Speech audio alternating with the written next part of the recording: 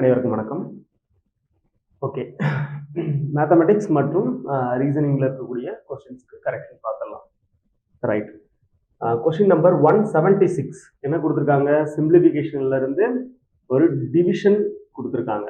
ஓகேவா, இந்த மாதிரி ஒரு நம்பர் கொடுத்துருக்காங்க டிவைடட் பை 268.125. இதை வச்சு டிவைட் பண்ணும்போது நமக்கு 108 அப்படின்ற ஆன்சர் கிடைக்கும். அதே மாதிரி 289.5715 2681.25னால டிவைட் பண்ணா நமக்கு என்ன கிடைக்கும் அப்படின்றதுதான் கேள்வி. ரைட், இப்போ நமக்கு இந்த நம்பரையும் பாருங்களேன், இந்த நம்பரையும் பாருங்க, இந்த நம்பரையும் பாருங்க, ரெண்டுமே சேம் டிஜிட்ஸ் தான். ஆனா புள்ளி மட்டும் ஸ்தானம் தள்ளி, இது 3 ஸ்தானம் தள்ளி புள்ளி வச்சிருக்காங்க, இதுல 1 ஸ்தானம் தள்ளி புள்ளி வச்சிருக்காங்க. அதே மாதிரி இந்த நம்பர்ல இருக்கக்கூடிய டிஜிட்ஸும் இந்த நம்பர்ல இருக்கக்கூடிய ஃபுல் டிஜிட்ஸுமே சேம் தான். ஆனா 3 ஸ்தானம் தள்ளி இங்க புள்ளி வச்சிருக்காங்க, இங்க 2 ஸ்தானம் தள்ளி புள்ளி வச்சிருக்காங்க. அப்ப நமக்கான ஆன்சர் ஆனது 108 பேஸ் பண்ணி தான் இருக்க போகுது. பாருங்க, ஆப்ஷன் பாருங்க, 0.0108, 1.08, 0.108, அதுக்கப்புறம் 10.8 அப்படின்ற 4 ஆப்ஷன் தான் இருக்கு. சரி, ரைட். இப்போ இது 108 அப்படின்னு வர்றதுக்கு என்ன வாய்ப்பு இருந்துச்சு செக் பண்ணி பார்த்துடலாமா? இப்போ இத நான் எப்படி எழுதலாம்? 28957, அதுக்கப்புறம் இந்த 0.5 நான் ஃபுல் நம்பராகவே எடுத்துக்கிறேன். 5ன்னு எடுத்தேன் அப்படின்னா டிவைடட் பை 10ன்னு எடுத்துக்கலாமா? அதுக்கு அடுத்து இந்த டிவிஷன் சிம்பலை நான் என்ன பண்ணிக்கிறேன் அப்படின்னா மல்டிப்ளிகேஷனா மாத்திக்கிறேன். மாத்தினேன் அப்படின்னா எனக்கு என்னவா மாறிடும்? 1 டிவைடட் பை 268 பாயிண்ட் இருக்கிறதுக்கு பதிலாக நான் என்ன பண்றேன்? 125ன்னு எடுத்துக்கிட்டு இதுக்கு மேல நான் என்ன பண்ணிடுறேன்? 3 ஸ்தானம் தள்ளி முன்னாடி புள்ளி வச்சிருக்காங்களா, அப்பனா 3 0வை சேர்த்துக்கிறேன். அப்ப 1000 டிவைடட் பை 268125 அப்படின்னு கிடைச்சிருக்கு. இங்க 2895715 டிவைடட் பை 10ன்னு கிடைச்சிருக்கு.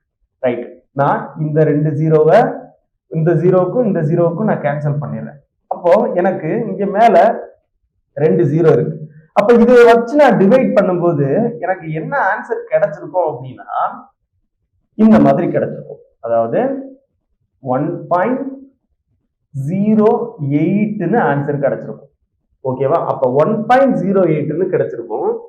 இதனால இந்த 2 0 இருக்கிறதுனால இது என்னவா மாறி இருக்கும்? ஒரு முழு எண்ணா மாறி இருக்கும். எந்த எண்ணா மாறி இருக்கும்? 108 மாறி இருக்கு. சரியா? அப்ப 108 மாறி இருக்கு இந்த 2 0னால. ஓகேவா? அப்போ இந்த கொஸ்டினுக்கு நமக்கு என்ன ஆன்சர் வரும் அப்படின்றத பார்த்துடலாமா? இதே மாதிரிதான் நான் செக் பண்ண போறேன். எப்படி எடுக்க போறேன்? 28957 டிவைடட் பை 3 ஸ்தானம் முன்னாடி புள்ளி வச்சிருந்தாங்களா, அப்போ நான் 1000 3 0வை சேர்த்துக்கிறேன் இன்டு 2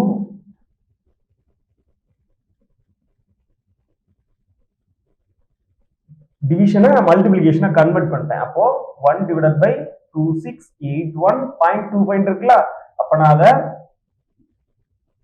பாயிண்ட் எடுத்துட்டு 25ன்னு எடுத்துக்கிறேன். சரியா? அப்ப மேல நான் என்ன பண்ணிடுவேன்? 2 0வை சேர்த்துக்கிறேன். ஓகேவா? இப்போ எனக்கு இப்ப எடுத்து பார்த்துடலாம். இதை வச்சு நான் கேன்சல் பண்றதுனால எனக்கு என்ன ஆன்சர் கிடைச்சிருக்கும்? 1.08ன்னு கிடைச்சிருக்கும். சரியா? இப்ப என்ன பண்ணுவோம்? 2 0க்கு 2 0 கேன்சல் பண்ணிடுவோம். இப்ப மறுபடி பார்த்தா 1.08 டிவைடட் பை 10 இருக்கு. அப்ப இன்னும் ஒரு ஸ்தானம் தள்ளி தான் புள்ளி வைக்கணும். அப்பனா 108 3 ஸ்தானம் தள்ளி புள்ளி வைப்போம். அப்ப 0.108ன்றதான் நமக்கான ஆன்சரா இருந்திருக்கும். இது தேர்ட் ஆப்ஷன்ல கொடுத்திருக்காங்க. சரியா? தேர்ட் ஆப்ஷன் தான் இந்த 176க்கான ஆன்சர். ரைட், அடுத்த கொஸ்டின் பாருங்க. அடுத்த கொஸ்டின் சிம்பிளிஃபிகேஷன்ல அடிஷன் சப்ட்ராக்ஷனை வச்சுதான் கொஸ்டின் கேட்டிருக்காங்க. ரைட், எப்பவுமே பிராக்கெட்குள்ள இருக்கக்கூடியதுதான் நம்ம சால்வ் பண்ணணும். என்ன ரூல் அப்படின்னா போர்ட்மாஸ் ரூல். போர்ட்மாஸ் ரூல்னா நமக்கு தெரியும், bracket, of, division, multiplication, addition, subtraction. இதுக்குள்ள பார்க்கும்போது அப்ப பிராக்கெட்குள்ள இருக்கக்கூடிய நம்பரை பார்த்தோம் அப்படின்னா 15, இங்க -13 -2 இருக்கு. அப்போ 15 -15 அப்பனா 0வா மாறி இருக்கும். அதுக்கு அடுத்து -46 இங்க மைனஸ் இருக்கு. ஸோ -46 இருந்திருக்கும். அதுக்கப்புறம் 38. ஸோ இந்த 38ம் என்னவா மாறிடும் அப்படின்னா இதுக்குள்ள இருக்கக்கூடிய 46 அப்ப -46 அப்ப 38ல 46 போயிருச்சு அப்படின்னா என்னவா இருக்கும் அப்படின்னா இதுல இருந்து -8ன்னு பிராக்கெட்குள்ள இருந்திருக்கும். இதுக்கு வெளியில ஒரு மைனஸ் இருந்திருக்கும், 27 இருந்திருக்கும். இந்த மைனஸ் இன்டு மைனஸ் அப்படின்னு பார்க்கும்போது இது பிராக்கெட்குள்ள தானே சால்வ் பண்ணியிருக்கோம். அப்ப மைனஸ் இன்டு மைனஸ் பிளஸ்ஸா மாறிடும். அப்ப 27 பிளஸ் 8 அப்படின்னு பார்க்கும்போது 35ங்கிறது தான் நமக்கான ஆன்சர். இது ஃபர்ஸ்ட் ஆப்ஷன்லயே கொடுத்துருக்காங்க. சரியா? ரைட். அடுத்த கொஸ்டின் பார்த்துடலாம். அடுத்த கொஸ்டின் சிம்பிளிஃபிகேஷன்ல அடிஷனை பேஸ் பண்ணி தான் இருக்கு. ஸோ இது 777 777 ஸோ இது எல்லாத்தையுமே நம்ம ஃபர்ஸ்ட் ஆட் பண்ணிடலாம். ஆட் பண்ணோம் அப்படின்னா நமக்கு 3108ன்னு கிடைக்கும். அதாவது 777 நான் 4ஆல மல்டிப்ளை பண்ணுவேன். அப்படின்னா நமக்கு 3108ன்னு கிடைக்கும். ரைட்டா? அதுக்கு அடுத்து இங்க ஒரு மிக்ஸ்டு ஃபிராக்ஷன் இருக்கு. அதாவது மிக்ஸ்டு ஃபிராக்ஷன்ல இங்க ஒரு ஃபிராக்ஷன் இருக்கு, பின்னம் இருக்கு. ஸோ நான் இதை என்ன பண்ணுவேன் அப்படின்னா 1/5 பிளஸ் 2/5 பிளஸ் 3/5 பிளஸ் 4/5 இப்படி எடுத்தோம் அப்படின்னா இப்ப கீழே எல்லாத்துலயுமே பேஸ் வந்து 5ஆ தான் இருக்கு. அதாவது டினாமினேட்டர்ல 5 தான் இருக்கு. அப்பனா எல்சிஎம் 5 தான். அப்ப மேல இருக்கக்கூடியதை அப்படியே ஆட் பண்ணிடணும். அப்பனா 10 5ஆல கேன்சல் பண்ணோம் அப்படின்னா 2ன்னு கிடைக்கும். இந்த 2வை கொண்டு வந்து அப்படியே இதுல ஆட் பண்ண போறோம். ஆட் பண்ணோம் அப்படின்னா 3110. சரியா?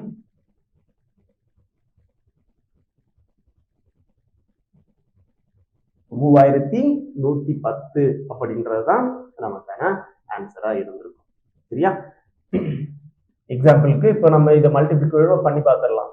நாளையில 28 மீதி 2 இருந்திருக்கும். நாளையில 28 30 மீதி 3 இருந்திருக்கும். நாளையில 28 அதுக்கடுத்து 31. அப்ப 3108ங்கிறது நமக்கான ஆன்சரா இருந்திருக்கும். அது கூட 2வை ஆட் பண்ணிருப்போம். இந்த ஃபிராக்ஷன்ல இருக்கக்கூடிய வேல்யூவும் ஆட் பண்ணோம் அப்படின்னா 3110 அப்படின்றதுதான் நமக்கான ஆன்சர்.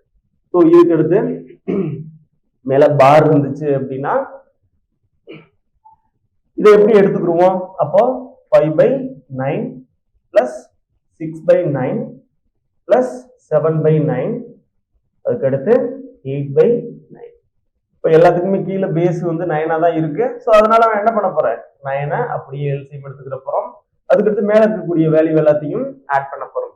11 18 8 26 அப்படின்னு இருந்திருக்கும். 26 டிவைடட் பை 9 இன்னும் நான் வந்து மிக்ஸ்டு ஃபிராக்ஷனா கன்வெர்ட் பண்ணிக்கலாம். ஏன்னா மேல வந்து நியூமரேட்டர் வந்து நமக்கு பெருசா இருக்கு. அதாவது தொகுதி வந்து பெரிய எண்ணா இருக்கு, பகுதி வந்து சிறிய எண்ணா இருக்கு. இப்படி இருக்கக்கூடாது. ஓகேவா? அதனால நான் இதை இன்னும் சிம்பிளிஃபை பண்ணிடலாம். அப்படின்னா 20 18 அப்படின்னா 2 அப்போ 8/9 அப்போ 8/9 அப்படின்றது தான் ஆன்சர் நமக்கு ஃபர்ஸ்ட் ஆப்ஷன்ல கொடுத்துருக்காங்க. சரியா? அதுக்கடுத்து question number 180. Find the greatest fractions. மிகப்பெரிய பின்னம் எது அப்படின்றதான் கேள்வி. ஸோ இதுல பார்க்கும்போதே நமக்கு ஆன்சர் தெரியும். ஸோ இதுல டிஃபரன்ஸ் பார்த்து ஒரு சில பேர் ஒவ்வொரு மெத்தட்ல சால்வ் பண்ணுவாங்க. நம்ம என்ன பண்ண போறோம் அப்படின்னா டைரக்டா இப்படி பார்க்கும்போது இப்போ 8ல எத்தனை 11 இருக்கும்? இதை நான் 0 இதை விட சின்ன நம்பரா இருக்கிறதுனால இதை 80/11 கூட எடுத்துக்கலாம். இல்ல நான் 150/19 எடுத்துக்கிறேன். 45/5 கூட எடுத்துக்கலாம். 130/21 இப்படி கூட நான் எடுத்துக்கலாம். ஆன்சர்ல அதுக்கப்புறம் புள்ளி வச்சுக்கலாம். இப்போ எத்தனை 80ல எத்தனை 11 இருக்கும் அப்படின்னு பார்த்தோம் அப்படின்னா 7. அதே மாதிரி 150ல எத்தனை 19 இருக்கும் அப்படின்னு கேட்டா அதுலயும் 7 தான் இருக்கும். சரியா? 7 19 அப்பனா 7 20 140 அப்படின்னா 7 19 அந்த ரேஞ்சு கிட்ட தான் நமக்கு வேல்யூ இருந்திருக்கும். 40ல எத்தனை 5 இருக்குன்னு பார்த்தோம் அப்படின்னா 8ன்னு இருக்கு. சரியா? அப்போ 21 130ல எத்தனை 21 இருக்கு அப்படின்னு பார்த்தோம்னா 6. இதுல புள்ளி வச்சோம் அப்படின்னா நமக்கான ஆன்சர் கிடைக்கும். இதுல என்ன கேட்டிருக்காங்க, மிகப்பெரிய பின்னம் எது? அப்ப எனக்கு எது பெரிய வேல்யூவா இருக்கோ அதுதான் மிகப்பெரிய பின்னமா இருக்கும். பெரிய வேல்யூ எதுக்கு இருக்கு? இந்த 40/5க்கு தான் இருக்கு, அதாவது 4/5க்கு தான் இருக்கு. அப்ப நமக்கான ஆன்சரும் 4/5 தான். ஓகேவா? ரைட். அடுத்த question, find the value of x. 17 cube plus 7 cube divided by 17 square plus 7 square minus x equal to 24 அப்படின்னு கொடுத்திருக்காங்க. ஸோ இதுல 17 கியூப் பிளஸ் 7 கியூபை பார்த்த உடனே நமக்கு தெரியும் a cube plus b cube ஃபார்முலாவில் சால்வ் பண்ண முடியும் அப்படின்னு. ஃபார்முலாவை எப்படி சால்வ் பண்ணலாம்? a plus b into a square plus b square minus a into b அப்படின்ற ஒரு ஃபார்முலா இருக்கு. a கியூப் பிளஸ் b கியூபை அப்படிதான் எழுத முடியும். ரைட். அப்போ இந்த ஃபார்முலாவை எப்படி நமக்கு இந்த மாதிரி கன்வெர்ட் பண்ணிருப்பாங்க அப்படின்னா, இத ஏன்னு எடுத்துக்கிடுவோம், இத பின்னு எடுத்துக்கிடுவோம். அப்போ இது a ஸ்கொயரா இருந்திருக்கும், இது b ஸ்கொயரா இருந்திருக்கும். அப்ப இந்த எக்ஸோட வேல்யூ என்னவா இருந்திருக்கும்? a இன்டு b இருந்திருக்கும். ஓகேவா? இந்த 24ங்கிறது எதுவா இருந்திருக்கும்? a பிளஸ் b இருந்திருக்கும். அப்போ a plus b into a square plus b square minus ஏபியா இருந்திருக்க போது. அப்ப நம்ம கண்டுபிடிக்க வேண்டிய வேல்யூ எது? இந்த a இன்டு b தான். அப்போ 17 இன்டு 7 என்னன்னு கண்டுபிடிச்சோம்னா ஆன்சர். அப்போ லாஸ்ட்ல யூனிட் டிஜிட் 9 தான் இருக்க போகுது. 9ல இருக்கக்கூடிய யூனிட் டிஜிட் எந்த ஆப்ஷன்ல இருக்கு? தேர்ட் ஆப்ஷன்ல தான் இருக்கு. அப்போ இது கம்ப்ளீட்டா நம்ம மல்டிப்ளை பண்ணி பார்த்தோம் அப்படின்னா 119 தான் இருக்க போகுது. ஓகேவா? ரைட். Question number 182. ஸோ இந்த மாதிரி கொஸ்டின் கொடுத்துருக்காங்க, ஸ்கொயர் ரூட்டுக்குள்ள கொடுத்துருக்காங்க. ஸோ இதையும் நான் சிம்பிளிஃபை பண்ணலாம். இப்போ நான் ஃபர்ஸ்ட் இந்த லாஸ்ட் வேல்யூல இருந்து வர்றேன். 192வை நான் எப்படி பிரிக்கலாம் அப்படின்னா, ஸ்கொயர் ரூட்டுக்குள்ள 64 இன்டு 3 அப்படின்னு பிரிக்கலாம். இப்போ இந்த ஸ்கொயர் ரூட்டுக்குள்ள இருக்கக்கூடிய எல்லா வேல்யூவும் சேமா இருக்கணும். அப்படி இருந்துச்சுன்னா நம்ம சால்வ் பண்றது ஈஸியா இருக்கும். ஸோ நான் இதை நான் இப்ப எப்படி எடுத்துக்கிறேன்? இந்த மாதிரி எடுத்துக்கிறேன். அதுக்கு அடுத்து பிளஸ் முன்னாடி போறேன். 75 நான் எப்படி எடுத்துக்கலாம்? ஸ்கொயர் ரூட்டுக்குள்ள வச்சோம் அப்படின்னா 25 இன்டு 3, அதுக்கப்புறம் இந்த 4 அப்படியே இருக்க போகுது, மைனஸ் அதுக்கு முன்னாடி இருக்கக்கூடிய மைனஸ், அதுக்கப்புறம் 9 இன்டு 3 27 நான் இப்படி பிரிக்கலாம். பிரிச்சுட்டு 6 எடுத்துக்கிறேன், ஆல்ரெடி இருக்கிறது தான். அதுக்கு அடுத்து பிளஸ் 12ங்கிறது எப்படி எடுக்கலாம்? எனக்கு 4 இன்டு 3ன்னு எடுக்கலாம், இங்க 5ன்னு எடுக்கலாம். ஓகேவா? இப்ப பாருங்களேன், இதுல 64ங்கிறது ஒரு ஸ்கொயர் நம்பர், 25ங்கிறது ஒரு ஸ்கொயர் நம்பர், 9ங்கிறது ஒரு ஸ்கொயர் நம்பர், 4ங்கிறது ஒரு ஸ்கொயர் நம்பர். இது அப்படியே வெளியில எடுத்துடலாமா? வெளியில எடுத்தோம் அப்படின்னா இதுல எப்படி இருந்திருக்கும்? 8 ஸ்கொயர் ரூட் ஆஃப் 3 பிளஸ் இங்க 4 ஆல்ரெடி இருக்கு, அது அப்படியே இருக்கட்டும். 25 நான் வெளியில எடுத்தேன் அப்படின்னா 5ன்னு இருந்திருக்கும். அப்போ 4 இன்டு 5, அப்போ 20 ஸ்கொயர் ரூட்டுக்குள்ள 3 இருந்திருக்கும்.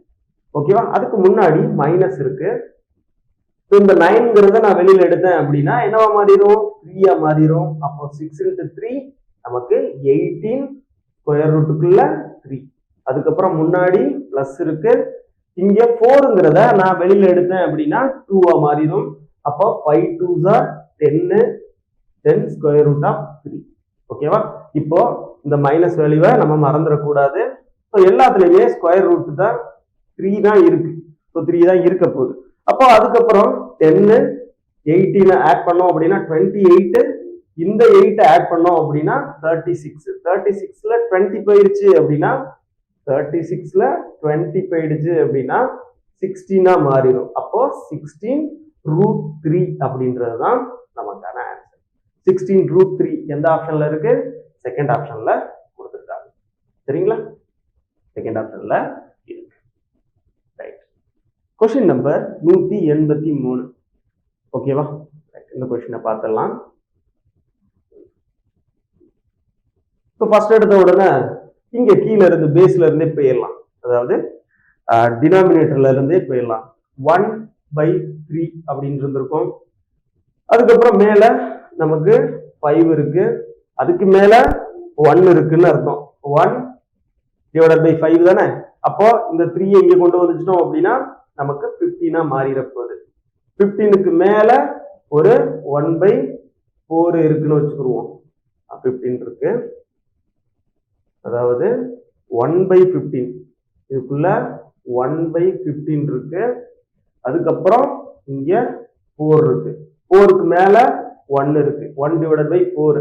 அப்போ 4 into 15 மாறிடும். ஸோ அப்போ 60 மாறிடும். ஓகேவா? இந்த 60 1/60, அதுக்கு மேல 5 இருக்காரு, அந்த 5க்கு மேல யார் இருக்காரு? 240 இருக்கிறாரு. ஸோ அப்போ 5 கூட இந்த 60 மல்டிப்ளை பண்ணிடுவோம். அப்படின்னா நமக்கு என்ன வந்துடும்? 300 வந்துடும். அதுக்கு மேல 240 இருக்காரு. ஓகேவா? அப்ப இதை எப்படி எடுத்துக்கலாம்? 240 divided by 300. 0 0 கேன்சல் பண்ணிடலாம். 4 24, 5 30. அப்போ 4/5.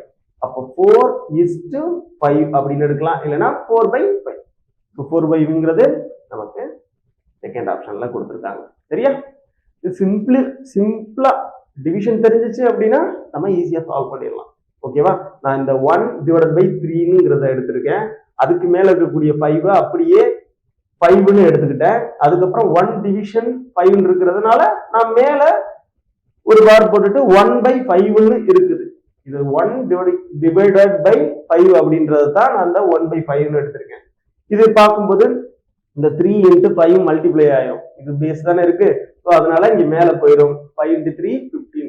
அப்ப 15ங்கிறது அப்படி மேல போச்சு அப்படின்னா 1/15 இருந்திருக்கும், 1/15 இருந்திருக்கும். அதுக்கப்புறம் இந்த 1/4 இருந்திருக்கும். இப்போ இந்த 15ஐயும் இந்த 4ஐயும் மல்டிப்ளை பண்ணிருப்போம். அப்போ நமக்கு 60 கிடைச்சிருக்கும். 1/60 இருந்திருக்கும். அந்த 60 மேல கொண்டு போகும்போது 5/1/60. அப்போ 5 into 60 300. அப்ப 240 divided by 300 equal to 4/5. ஓகேவா? செகண்ட் ஆப்ஷன்ல இருக்கு. ரைட். Question number 184. ஏ பக்கம் கொண்ட ஒரு சதுரத்தின் பரப்பளவு மற்றும் ஏ பக்கம் கொண்ட சமபக்க முக்கோணத்தின் பரப்பளவுகளின் விகிதம் டேஸ் ஆகும். இப்போ ஒண்ணும் கிடையாது. இதுல கேள்வியில என்ன கொடுத்துருக்கான் அப்படின்னா, சதுரத்தின் பரப்பளவுக்கும் அதே மாதிரி சமபக்க முக்கோணத்தின் பரப்பளவுகளின் விகிதம், ratio of area of square, அதுக்கப்புறம் ஏரியா ஆஃப் ஈக்குவலேட்டட் ட்ரையாங்கிள். இதுக்கான ஏரியா ஃபார்முலா தெரிஞ்சிச்சுன்னா நமக்கான ஆன்சர் கிடைக்க போகுது. ஏரியா ஆஃப் ஸ்கொயர் என்ன? ஏரியா ஸ்கொயர் அதோட ஃபார்முலா என்ன அப்படின்னா ஏ ஸ்கொயர். அதே இது ஏரியா ஆஃப் ஈக்குவலேட்டரல் ட்ரையாங்கிள், இதோட ஃபார்முலா என்ன அப்படின்னா நமக்கு √3/4 ஏ ஸ்கொயர். அப்போ இந்த ஏ ஸ்கொயரையும் இந்த ஏ ஸ்கொயரையும் கேன்சல் பண்ணிடலாம். அப்போ இந்த 4ங்கிறது இந்த பக்கம் வரப்போகுது. அப்போ 4:√3 அப்படின்றதுதான் நமக்கான ஆன்சர். 4:√3 எந்த ஆப்ஷன்ல இருக்கு? 4th ஆப்ஷன்ல கொடுத்துருக்காங்க. சரியா? ரைட். அவ்வளவுதான், சிம்பிள். Question number 185.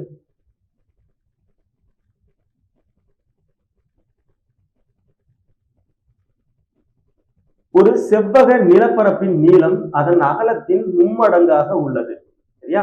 ஒரு செவ்வகம் இருக்கு, அதோட செவ்வகத்தின் அகலம், அதாவது செவ்வக நிலப்பரப்பின் நீளம் அதன் அகலத்தின் மும்மடங்காக உள்ளது. அப்போ இது எக்ஸ்னா இது 3x. ஓகேவா? நீளம் 3, அகலம் x. ஓகே. அதன் பரப்பளவு 7803 சதுர மீட்டராக இருந்தால் அதன் அகலம் என்ன? நமக்கு ஃபார்முலா தெரியும். செவ்வகத்தின் பரப்பளவுக்கான ஃபார்முலா L × B. அந்த L × B ஈக்குவல் டு 7803. இப்ப நமக்கு Lங்கிறது 3x, பிங்கிறது எக்ஸ். அப்போ நான் 3x இன்ட்டு எக்ஸா, அப்போ 3x ஸ்கொயர் ஈக்குவல் டு 7803. அப்போ இந்த 3 வச்சு கேன்சல் பண்ணோம் அப்படின்னா 2 3 6, 6 18, 0 அதுக்கப்புறம் 1. அப்போ 2601 அப்படின்னு கிடைச்சிருக்கு. இது எதோட ஸ்கொயர்? இந்த எக்ஸ் ஸ்கொயருங்கிறது இங்கிட்டு வந்துச்சு அப்படின்னா ஸ்கொயர் ரூட்டா மாற போகுது. ஸ்கொயர் ரூட்டுக்குள்ள வந்துச்சு அப்படின்னா அப்போ 2601ங்கிறது எதோட ஸ்கொயர் அப்படின்னா 51ஓட ஸ்கொயர். 51ஓட ஸ்கொயர் தான் நமக்கு 2601. ஓகேவா? அப்போ நமக்கான ஆன்சர் 185க்கு தேர்ட் ஆப்ஷன்ல இருக்காங்க 51. ரைட். ஒரு சரிவக நிலப்பரப்பின் பரப்பளவு 480 சதுர மீட்டர்.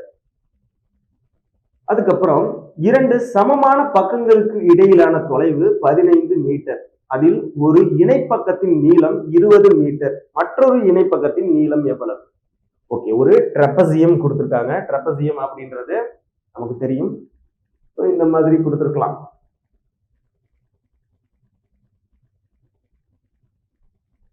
ட்ரெபசியம் அப்படின்றது இந்த மாதிரி இருக்கும். அதுல இணை பக்கங்கள் அப்படின்றது பேரலல் சைடு. பேரலல் சைடுனா இந்த மேல இருக்கிறதும் இங்க கீழே இருக்கக்கூடியதும் தான் நம்மளுடைய பேரலல் சைடு. சரியா? இப்போ இந்த 2 இணை பக்கத்தில் இடைப்பட்ட தூரம் எவ்வளவுன்னு கொடுத்திருக்காங்க அப்படின்னா நமக்கு 15 மீட்டர் அப்படின்னு கொடுத்திருக்காங்க. அப்போ இதோட ஹைட் தான் 15 மீட்டர். சரியா? அதுக்கப்புறம் அதில் ஒரு இணைப்பக்கத்தின் நீளம் 20 மீட்டர். அப்போ ஒரு இணைப்பக்கத்தின் நீளம் நான் 20 மீட்டர்னு இதை எடுத்துக்கிறேன். ஓகேவா? அதுக்கு அடுத்து என்ன சொல்லியிருக்காங்க அப்படின்னா மற்றொரு இணைப்பக்கத்தின் நீளம் எவ்வளவு அப்படின்னு கேட்டிருக்காங்க. ஓகேவா? ரைட். இப்போ எனக்கு ஒரு சரிவக நிலப்பரப்பின் பரப்பளவுன்னு கொடுத்துட்டான். அப்ப அந்த பரப்பளவு கூட ஃபார்முலா என்ன அப்படின்னு பார்த்தோம் அப்படின்னா area equal to 1/2 number of sum of parallel side அப்படின்னு சொல்லுவாங்க. ஸோ இதை வந்து a பிளஸ் பின்னு எடுத்துக்கிறேன். இந்த பேரலல் சைடோட இதை நான் ஏன்னு எடுத்துக்கிறேன், இதை பின்னு எடுத்துக்கிறேன். இல்லைன்னா எக்ஸ் ஒய் எதுனாலும் எடுத்துக்கலாம். 1/2 into sum of parallel sides, 2 இணைப்பக்கத்துகளின் கூடுதல் இன்டு ஹைட். இதுதான் ஃபார்முலா. இதுதான் ஏரியாவுக்கான ஃபார்முலா. ட்ரெபசியமோட ஏரியாவுக்கான ஃபார்முலா. இப்போ நமக்கு ஏரியா ஆல்ரெடி தெரியும். என்னது? இந்த வேல்யூ 480ன்னு தெரியும். 1/2 வச்சுக்கலாம். அதுக்கடுத்து ஏங்கிறது 20, பிங்கிறது நமக்கு தெரியாதுன்னு வச்சுக்கலாம். ஹைட்டு 15. ஓகேவா? ரைட். இப்போ என்ன பண்ணிடலாம் அப்படின்னா 480 இன்ட்டு 2 ஈக்குவல் டு இந்த 20 பிளஸ் பின்னு வச்சுக்கலாம். இங்கே டிவைடட் பை 15. இந்த பக்கம் இருக்கிறத டிவைடட் பைல நான் கொண்டு வந்துடுறேன். அப்போ இதை இன்னும் கேன்சல் பண்ணோம் அப்படின்னா 3 2 இருந்திருக்கும். அப்போ 64 இருந்திருக்கும். 64 ஈக்குவல் டு 20 பிளஸ் பின்னு இருந்திருக்கும். இந்த பிஏ அப்படியே வச்சுக்கிட்டு இந்த 20 இங்கிட்டு கொண்டு வந்தோம் அப்படின்னா 64 மைனஸ் 20 இருந்திருக்கும். அப்போ பியினுடைய மதிப்பு 44. அப்போ பியினுடைய மதிப்பு 44. ஒரு பக்கத்தின் மதிப்பு 44. அப்போ ஒரு இணைப்பக்கத்தின் மதிப்பு 20 மீட்டர் தொலைவு. அதே மாதிரி இன்னொரு இணைப்பக்கத்தின் தொலைவு 44 மீட்டர். சரியா?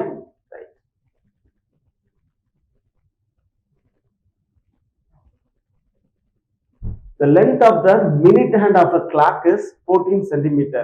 Find the area swept by the minute hand in 5 minutes. ஒரு கடிகாரத்தின் நிமிடமுள்ளின் நீளம் 14 சென்டிமீட்டர். ரைட். ஒரு கடிகாரம் இருக்குன்னு வச்சுக்கிடுவோம். அதுல நிமிடமுள்ளின் நீளம் 14 சென்டிமீட்டர். 14 சென்டிமீட்டர் கலர் சேஞ்ச் பண்ணிக்கிறேன். 14 சென்டிமீட்டர். 5 நிமிடங்களில் அது விசிறும் பரப்பளவை காண்க.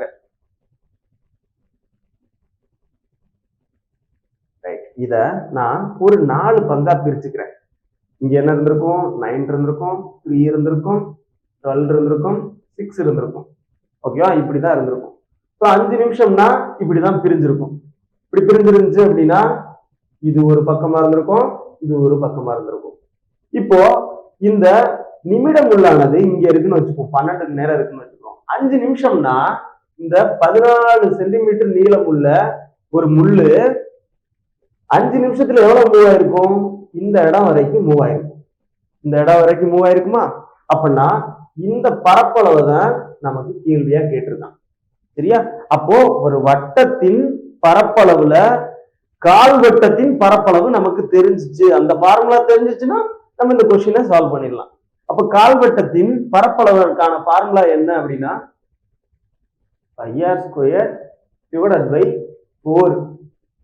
அந்த கால் வட்டத்துல நம்ம இன்னும் 3 பங்கா பிரிச்சிருக்கோமா? அந்த 3ல ஒரு பங்கு தான் நமக்கு தேவை. அப்போ இன்ட்டு 3 1/3 அப்படின்னு எடுக்கிறதுக்கு பதிலாக நான் 1/3 எடுக்கிறேன். 1/3 நான் எடுக்க தேவையில்லை, 3 மட்டும் எடுத்தா கூட போதும். சரியா? அப்போ πr² இன்ட்டு 1/3 / 4. இந்த 4ல ஒரு பங்கு பார்க்க போறோம். இப்போ நமக்கு இந்த length of the minute hand clock is 14 centimetre. இதோட தூரம் நமக்கு தெரியும். என்னது சொல்லியிருக்கான் அப்படின்னா 14 சென்டிமீட்டர்னு சொல்லியிருக்கான். இந்த 14 சென்டிமீட்டர் தான் நமக்கான ரேடியஸ். ஆறுங்கிறது வேல்யூ 14 சென்டிமீட்டர். அதே இது நமக்கு டயாமீட்டர் கேட்டிருந்தாங்கன்னா 2 இது. ஓகேவா? நமக்கு ரேடியஸை யூஸ் பண்ணி தான் இந்த ஃபார்முலாவை சால்வ் பண்ண போறோம். அப்படின்னா 22/7 இன்ட்டு 4 இன்ட்டு 3ன்னு எடுத்துக்கிடுவோம். அதுக்கடுத்து r²ங்கிறத நம்ம ஆரோட வேல்யூ 14, சாரி 7ன்னு கொடுத்துட்டேன், 14 இன்ட்டு 14. ஓகேவா? இப்போ இதை நான் ஃபர்தரா கேன்சல் பண்ணலாம். எப்படி கேன்சல் பண்ணலாம்? 7 வச்சு கேன்சல் பண்ணனா 2, 2 வச்சு கேன்சல் பண்ணனா இங்கே 2 வந்திருக்கும். இந்த 2 வச்சு கேன்சல் பண்ண அப்படின்னா 11, 11 14 அப்படின்னு வரும்போது இது என்னவா இருந்திருக்கும்? 154 இருந்திருக்கும். அதுக்கப்புறம் இந்த 3 கீழே தான் இருக்கும். ஆன்சரை பாருங்க, எல்லாமே அப்படிதான் கொடுத்துருக்காங்க. அப்படின்னா 154/3ங்கிறது தான் நமக்கான ஆன்சர். நமக்கு அந்த வேல்யூ தானே கிடைச்சிருக்கு, 154/3. ஸோ இது 3ஆல டிவைட் பண்ண முடியாது. ஸோ அதனால அப்படியே கொடுத்துருக்காங்க. செகண்ட் ஆப்ஷன் தான் நமக்கான ஆன்சர். சரியா? ரைட். அடுத்த கேள்வி பார்க்கலாம்.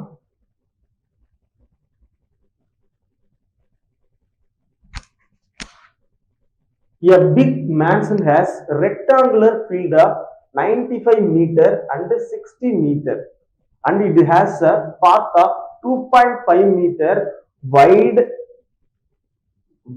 all around it in the inside. Find the cost of traveling the path at Rs 3 per meter square. Right. ஒரு பெரிய மாளிகை இருக்கு. அதுல 95 மீட்டர் மற்றும் 60 மீட்டர் அளவுடைய செவ்வக பண்ணை உள்ளது. ரைட்டா? ஒரு செவ்வக பண்ணை இருக்கு. செவ்வக பண்ணை இருக்கு. அதோட நீளம் அப்ப 95 மீட்டர். அதோட அகலம் 60 மீட்டர். அதுக்குள்ள அதன் உள்ளே சுற்றி 2.5 மீட்டர் அகலமான பாதை உள்ளது. அப்பனா இதை நான் இப்படி எடுத்துக்கிறேன். இப்படி எடுத்தேன் அப்படின்னா இதுக்குள்ள இந்த 2.5 மீட்டர் ஒரு பாதை இருக்குன்னு வச்சுக்கிறோம். அப்ப சுத்தி அதே பாதை இருக்கும். இந்த சைடுமே அப்ப 2.5 மீட்டர் ஒரு பாதை இருக்கும். அப்படித்தானே இருக்கும். இந்த மாதிரி பாதை இருக்கான். இப்போ அந்த பாதையில் மணல் போடுவதற்கான செலவு. இந்த பாதையில எல்லாத்துலயும் மணல் போட போறாங்க. இந்த மாதிரி மணல் கொட்ட போறாங்க. அப்போ அதுல 1 சதுர மீட்டருக்கு 3 ரூபாய் செலவாகுதான். அப்படின்னா அந்த மொத்த பாதைக்கும் எவ்வளவு செலவாகும் அப்படின்னு கேட்டிருக்காங்க. அப்போ நமக்கு ஃபர்ஸ்ட் தெரியும், இந்த ரெக்டாங்குலர் ஷேப்போட பரப்பளவு தெரிஞ்சிருக்கணும், ஏரியா தெரிஞ்சிருக்கணும்ல. அதுக்கு L into B அப்படின்னு எடுத்துக்கிடுவோம். L into B மைனஸ் இதுக்குள்ள இருக்கக்கூடிய வேல்யூக்கான L into B எடுப்போம். சரியா? அதை L1 B1ன்னு எடுத்துக்குவோம். ரைட்டா? அந்த வேல்யூ எடுத்து இன்ட்டு 3 கூட மல்டிப்ளை பண்ண வேண்டியதுதான். ரைட். இப்போ ஃபர்ஸ்ட் நான் என்ன பண்ணுவேன், இந்த L இன்ட்டு பிங்கிறது 95 இன்ட்டு 60 மைனஸ் இதுக்குள்ள 60ல இருந்து இதுல ஒரு 2.5 இந்த சைடுல ஒரு 2.5 நான் மைனஸ் பண்ணிடுவேன். அப்ப பண்ணோம் அப்படின்னா 5 நான் மைனஸ் பண்ணிடுவேன். அப்ப 60ல இருந்து 5 மைனஸ் பண்ணனா 55. 55 அதுக்கப்புறம் இன்ட்டு இந்த 95ல இருந்து இந்த 2.5 அதுக்கப்புறம் இந்த சைடுல இருக்கிற 2.5 அப்போ ஒரு 5 மீட்டரை நான் லெஸ் பண்ணிடுவேன். அப்போ 90 மாறிடும். அப்ப 90 இன்ட்டு 55 அங்க 95 இன்ட்டு 60. ஸோ இதை நான் ஃபர்தரா நான் கேன்சல் பண்ணேன் அப்படின்னா எனக்கு என்ன ஆன்சர் கிடைக்கும் அப்படின்னா 750 அப்படின்னு கிடைக்கும். சரியா? இந்த 750ங்கிறது இந்த பாதையினுடைய பரப்பளவு, இந்த பாதையில் இருக்கக்கூடிய அளவு. ஸோ அந்த ஒரு சதுர மீட்டருக்கு 3 ரூபாய்னா அப்ப 750 சதுர மீட்டர் இருக்கு நமக்கு. 750 இன்ட்டு 3 அப்படி பண்ணோம் அப்படின்னா நமக்கு 2250 ரூபாய் செலவழியும். ஓகேவா? நமக்கு செகண்ட் ஆப்ஷன்ல கொடுத்துருக்காங்க. ஓகேவா? Question number 189.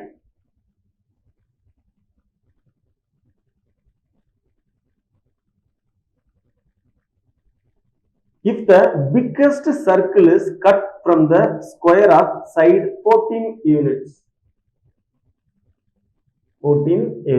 then the remaining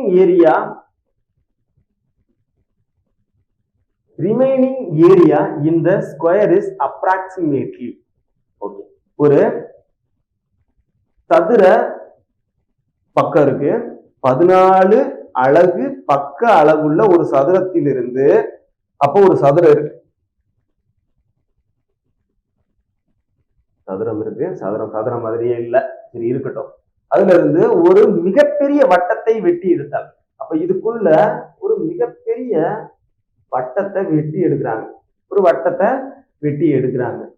மீதம் உள்ள பகுதியின் பரப்பளவு தோராயமாக எவ்வளவு இருக்கும் அப்படின்னு கேட்டிருக்காங்க. இதை நான் என்ன பண்ணுவேன், எனக்கு தெரியும் ஒரு சைடு அதாவது சதுரத்தின் சைடு எல்லாமே வந்து ஈக்குவலா தான் இருக்க போகுது. அப்போ ஒரு இது வந்து 14 யூனிட்ஸ் அப்படின்னு சொல்லியிருக்காங்க. ஓகேவா? அப்போ எல்லா சைடுமே 14 யூனிட்ஸ் தான் இருக்க போகுது.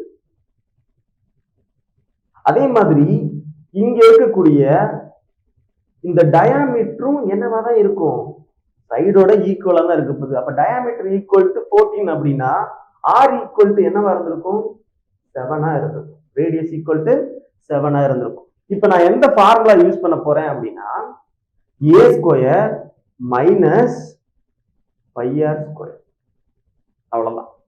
a ஸ்கொயரோட ஃபார்முலா ஏங்கிறது 14 into 14 minus 22/7 r square equal to r ஓட வேல்யூ 7 இன்ட்டு 7. 7 வச்சு 7 கேன்சல் பண்ணேன் அப்படின்னா இந்த 7 2 14 7 2 14 அப்படின்னு சொல்லும்போது எனக்கு 154ன்னு கிடைக்கும். 14ஓட ஸ்கொயரு தனியா எழுதிக்கிறேன். 14ஓட ஸ்கொயரு 196 மைனஸ் 22 7 7 2 14 7 2 14 அப்படின்னா 154 தான். 154 இதுல கழிச்சேன் அப்படின்னா 2 அதுக்கப்புறம் 4. அப்போ என்னுடைய வேல்யூ என்ன அப்படின்னா 42. அப்போ ஒரு சதுரத்தில் இந்த மிகப்பெரிய வட்டத்தை நான் கட் பண்ணி எடுத்துட்டேன்னா எனக்கு மீதி இருக்கக்கூடிய பகுதி எவ்வளவு அப்படின்னா 42 யூனிட். தேர்ட் ஆப்ஷன்ல கொடுத்துருக்காங்க. நமக்கு தேர்ட் ஆப்ஷன்ல கொடுத்துருக்காங்க 42 யூனிட். சரியா? Question number 190. A garden is shaped like a rectangle with a semicircle on one end. ஒரு ரெக்டாங்கிள் ஷேப் இருக்கான். ஓகே, ஒரு ரெக்டாங்கிள் இருக்கு. அந்த ரெக்டாங்கிள்ல ஒரு எண்டை என்ன பண்ணிடுறாங்க அப்படின்னா செமி சர்க்கிள்ல கொண்டு வந்துடுறாங்க. ஒரு எண்டை செமி சர்க்கிள்ல இருக்கான் with a semi circle. Okay, ஒரு எண்டு வந்து செமி சர்க்கிள் இருக்கு. நான் இந்த இதுல இப்படி கூட எடுத்துக்கிறேன். ஓகேவா? அந்த செவ்வகத்தின் நீளம் 20 மீட்டர் மற்றும் அகலம் 14 மீட்டர் எனில் மொத்த பரப்பளவை காண்க அப்படின்னு கொடுத்துருக்காங்க. 1 எண்டுன்னு கொடுத்துட்டான். ஸோ கண்டிப்பா நம்ம அகலத்துலதான் எடுக்கணும். Rectangle with semi circle on 1 end. The rectangle is 20 meter long and 14 meter wide. Find the total area. So அப்போ நான் இந்த இடத்துல தான் எடுக்க போறேன். அப்ப அகலம் வந்து எனக்கு 14 மீட்டர், அதுக்கப்புறம் நீளம் வந்து 20 மீட்டர்னு கொடுத்துருக்காங்க. சரியா? 14 மீட்டர் வைடு. ஓகே, இப்போ எனில் மொத்த பரப்பளவை காண்க அப்படின்னு கேட்டிருக்காங்க. ஸோ இதுல வந்து அப்போ இதோட டயாமீட்டர் எனக்கு 14 இருந்திருக்கும், d ஈக்குவல் டு 14 இருந்திருக்கும், அப்ப r ஈக்குவல் டு 7 இருந்திருக்கும். ஓகேவா? சரி, ரைட். இப்போ அப்ப நான் என்ன பண்ணணும்? ரெக்டாங்கிளோட ஃபார்முலா பரப்பளவுக்கு L into b plus πr square divided by 2. இது ரெண்டையும் ஆட் பண்ண வேண்டியதுதான். ஆட் பண்ணோம் அப்படின்னா நமக்கான ஆன்சர் கிடைக்க போகுது. சரி, ரைட். அப்ப ஃபர்தரா நம்ம மூவ் பண்ணோம் அப்படின்னா எல்லுங்கிறது 20, பிரெத்துங்கிறது எவ்வளவு கொடுத்துருக்கான்? 14 பிளஸ் 22/7. அதுக்கடுத்து ஆறுங்கிறது 7 இன்ட்டு 7 டிவைடட் பை 2. ஸோ 7க்கு 7 கேன்சல் பண்ணிடலாம், 2 வச்சு கேன்சல் பண்ணோம் அப்படின்னா 11. அப்போ இங்க 77 இருந்திருக்கும், இங்க அப்ப 280 இருந்திருக்கும். 280 பிளஸ் 77 அப்படின்னு பார்த்தோம் அப்படின்னா 357 தான் நமக்கான ஆன்சரா இருந்திருக்கும். மொத்த பரப்பளவு எவ்வளவா இருந்திருக்கும்? 357. செகண்ட் ஆப்ஷன்ல கொடுத்துருக்காங்க. ரைட்டா? கொஸ்டின் நம்பர் 190ல இப்போ நம்ம ஒரு செவ்வகம் இருந்துச்சுல, இந்த செவ்வகத்துல ஒரு மூலையில நம்ம வந்து இந்த அரைவட்டத்தை எடுத்தோம். இது அரைவட்டத்தை நான் இந்த பக்கத்துல நீளத்துல எடுத்திருந்தேன் அப்படின்னா இப்போ வந்து எனக்கு இதுல 20 இருந்திருக்கும். ஸோ ரேடியஸ் வந்து ஆறுங்கிறது 10 இருந்திருக்கும். ஸோ இதை வந்து 22/7 வந்து நமக்கு கண்டிப்பா கேன்சல் ஆக போறது கிடையாது. ஸோ அதனாலதான் நான் என்ன பண்ணேன் அப்படின்னா இந்த சைட்ல எடுத்தா நமக்கு ஃபுல் நம்பரா வரும். நமக்கு ஆப்ஷன்ல பார்க்கும்போது எல்லாமே வந்து ஃபுல் நம்பரா இருக்கு, சரியா? முழு எண்ணா இருக்கு. அப்படின்னா கண்டிப்பா நமக்கு ஃபிராக்ஷன் கிடையாது, புள்ளியில டெசிமல்லையோ கிடையாது. ஸோ அதனால நம்ம இந்த பக்கம் தான் எடுத்திருக்கோம். அப்போ 14, அப்போ ரேடியஸ் ஈக்குவல் டு 7 இருந்திருக்கும். ஸோ நமக்கு 22/7ல கண்டிப்பா கேன்சல் ஆகுறது மாதிரி இருந்திருக்கும். ஸோ அதனாலதான் நம்ம இந்த அரைவட்டத்தை இந்த பிரெத்துல எடுத்திருக்கோம். ஓகேவா? ரைட். அதுக்கடுத்து கொஸ்டின் நம்பர் 191. ஸோ ரீசனிங்ல பிளட் ரிலேஷன்ல இருந்து ஒரு கேட்கப்பட்ட ஒரு கேள்வி. பிளட் ரிலேஷன்ல நமக்கு 3 டைப் இருக்கும். அந்த 3 டைப்ல ஒரு டைப் வந்து டைரக்டா இருக்கும். அதாவது ஏயின் சகோதரர் பி, பியின் சகோதரி சி, சியின் தந்தை டி, டியின் தாய் இ, அந்த மாதிரி கொடுத்து ஈக்கு ஏ என்ன வேண்டும் அப்படின்னு ஒரு கேள்வி சிம்பிளா இருந்துச்சு அப்படின்னா நம்ம ஃபேமிலி ட்ரீ வரைஞ்சு அதுல ஈக்கு ஏ என்ன வேணும் அப்படின்றத கண்டுபிடிச்சு சொல்லிடலாம். இது முதல் டைப். ரெண்டாவது டைப்ல எப்படி கேட்பாங்க அப்படின்னா ஒருத்தவங்களை இன்ட்ரோ பண்ணுவாங்க. அதாவது இன்ட்ரோ பண்ணுவாங்கன்னா இப்ப 2 பேர் பேசிட்டு இருக்காங்க, அதுல ஒருத்தரை பத்தி சொல்றது, சரியா? காசிப் பேசுறது மாதிரி. அவரு இருந்தார்ல, அவர் வந்து அந்த போட்டோல இருக்கக்கூடியவரு உங்க அப்பாவோட சித்தப்பாவின் தந்தையின் தாயின் பெரியப்பாவின் மகனின் அதுக்கப்புறம் அத்தையின் மருமகன் அப்படின்றது மாதிரி சொல்லி முடிச்சிருவாங்க. அப்போ என்ன கேள்வி கேட்டிருப்பான் அப்படின்னா அப்ப சொன்னவருக்கும் அந்த கடைசியில இருந்தவருக்கும் உள்ள உறவு என்ன அப்படின்னு கேள்வி கேட்டு முடிப்பாங்க. ஸோ அது வந்து ரெண்டாவது டைப். மூணாவது டைப் என்ன அப்படின்னா கோடட் பிளட் ரிலேஷன். அதாவது கோடட் பிளட் ரிலேஷன் அப்படின்றது ஏ பிளஸ் பி என்பது பியின் சகோதரி ஏ, ஏ மைனஸ் பி என்பது பியின் தாய் ஏ, அந்த மாதிரி டேட்டா கொடுத்துட்டு நமக்கு ஒரு ஈக்குவேஷன் கொடுத்துருப்பாங்க. ஒரு ஈக்குவேஷன் கொடுத்துட்டு அதுல சால்வ் பண்ணிட்டு அப்ப ஏக்கு பி என்ன வேணும், பிக்கு கியூ என்ன வேணும், அந்த மாதிரி கேட்டிருப்பாங்க. ஸோ இந்த மாதிரி கேள்விகள் 3 டைப்ல தான் நமக்கு கேள்வி கேட்க போறாங்க. சரியா? ரைட். இது இப்ப எந்த டைப்ல இருக்கக்கூடிய கேள்வின்னு பார்த்தோம் அப்படின்னா இரண்டாவது டைப், இன்ட்ரோ பண்ற டைப். இதுல என்ன சொல்றாங்க அப்படின்றத ஃபர்ஸ்ட் பார்க்கலாம். இங்கிலீஷ்லயும் பார்த்துடலாம், தமிழ்லையும் பார்த்துடலாம். Poynting to a photograph a man set. A man set அதாவது ஒரு போட்டோகிராஃப் இருக்கு, அதுல ஒரு மேன் வந்து சொல்றாரு. என்ன சொல்றாரு அப்படின்னா, I have no brother or sister, but that man's father is my father's son whose photograph was it அப்படின்னு கேட்டிருக்காங்க. சரியா? ஒரு போட்டோகிராஃப் இருக்கு, I have no brother or sister. இந்த மேனுக்கு பிரதரும் கிடையாது, சிஸ்டரும் கிடையாது. But that man's father, that man's father அப்படின்றது யாரு? அந்த தட் மேனுங்கிறது யாரு அப்படின்னா அந்த போட்டோகிராஃப்ல இருக்கக்கூடிய மனிதர். சரியா? தட் மேன் அப்படின்றவர் யாரு அப்படின்னா இந்த போட்டோல இருக்கிறார். சரியா? பிளஸ்ன்றது மேல் மெம்பரை குறிக்கக்கூடியது. ஆண் அப்படின்றதுக்கு நம்ம பிளஸ்ன்னு கொடுப்போம்.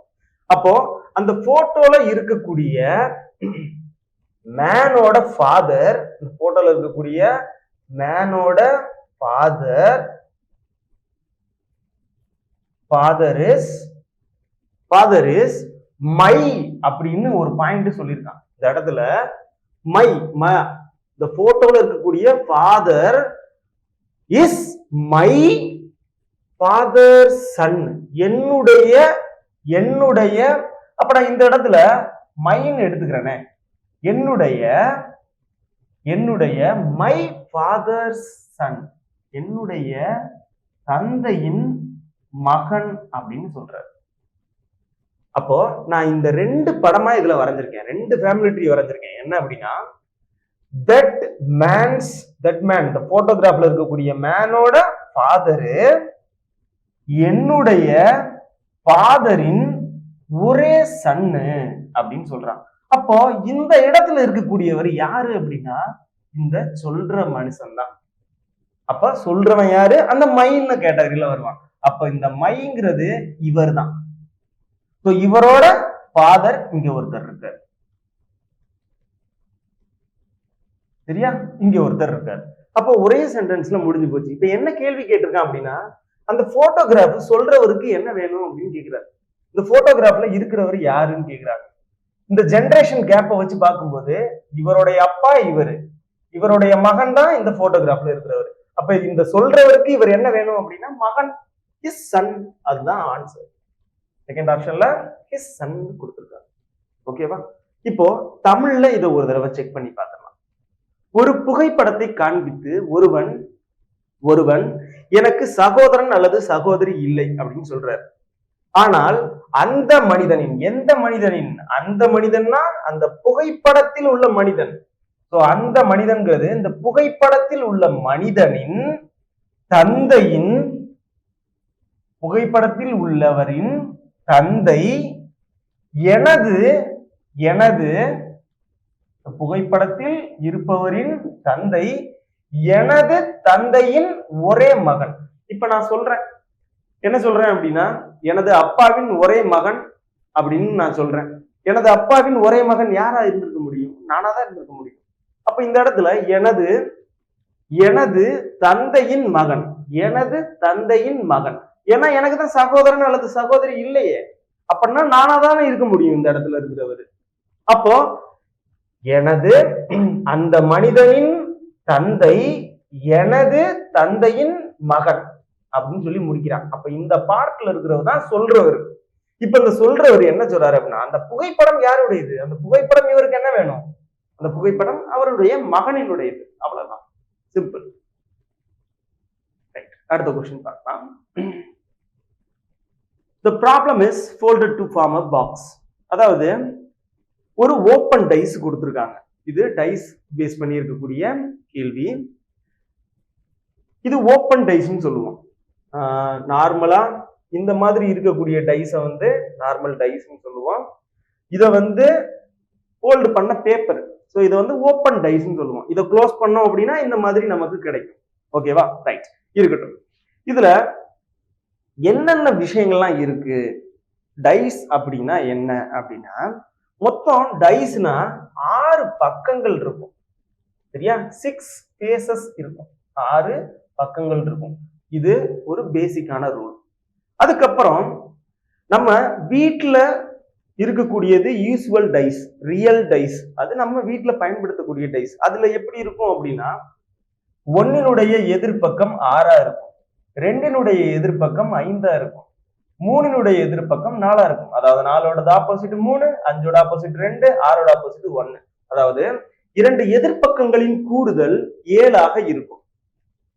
அது வந்து ரியல் டைஸ், யூசுவல் டைஸ். நம்ம வீட்டுல பயன்படுத்த விளையாடக்கூடிய டைஸ்க்கு பேரு. அது வந்து அப்படிதான் இருக்கும். ஆனா நமக்கு கொஸ்டின்ல கேட்கக்கூடிய டைஸ்ல ஒன்னு நம்பர் இருக்கலாம், இல்ல லெட்டர்ஸ் கொடுத்திருக்கலாம், சிம்பிள்ஸ் கொடுத்திருக்கலாம், நேம்ஸ் கொடுத்திருக்கலாம், எது வேணாலும் கொடுத்திருக்கலாம். ஓகேவா? அப்போ ஒரு விஷயம் நமக்கு வந்து தெரிஞ்சிருக்கணும். அப்போ 1ஓட ஆப்போசிட் 6ஆ இருந்துச்சுன்னா, அப்போ அதனுடைய அருகில் 6 இருக்காது. அப்ப இந்த இடத்துல இப்படி ஒரு டைஸ் இருக்கு. ரியல் டைஸே நம்ம எடுத்துக்கிடுவோம். இங்க 6 இருந்துச்சு அப்படின்னா அதனுடைய அட்ஜசன்ட் ஃபேஸ்ல கண்டிப்பா 1 இருக்காது. ஒருவேளை இந்த மாதிரி இருக்கலாம். ஓகேவா? அதோட பக்கத்துல 1 இருக்காது. இப்போ கேள்வியில கேட்கக்கூடிய டைஸ் இந்த ஓபன் டைஸ்க்கு வருவோம். அப்போ இதனுடைய ஆப்போசிட் இதாதான் இருக்கும். ஓகேவா? இந்த பக்கத்தினுடைய எதிர்பக்கம் இந்த பக்கமா இருக்கும். அதுக்கப்புறம் இந்த எம்டி ஸ்பேஸோட எதிர்பக்கம் இந்த எம்டி ஸ்பேஸா இருக்கும். இதை நான் 1ன்னு வச்சுக்கிறேன், இதை 2ன்னு வச்சுக்கிறேன். ஓகேவா? ரைட். இதை எனக்கு எம்டி ஸ்பேஸை பிரிக்க நான் இப்படி எடுத்து வச்சுக்கிறேன். அதுக்கடுத்து இந்த கார்னர்ல லாஸ்ட்ல எட்ஜ்ல எல்லாம் இருக்குல்ல, இது ஒரு 1/4 பங்கு, இது ஒரு 1/4 பங்கு, இது ஒரு 1/4 பங்கு, இது ஒரு 1/4 பங்கு. 4 முக்கோணங்களை இணைத்தால் ஒரு சதுரம் கிடைக்கும். கிடைக்குமா கிடைக்காதா? இப்ப இது எப்படி இந்த பக்கம் இருந்திருக்கும் அப்படின்னா இந்த மாதிரி இருக்கும்.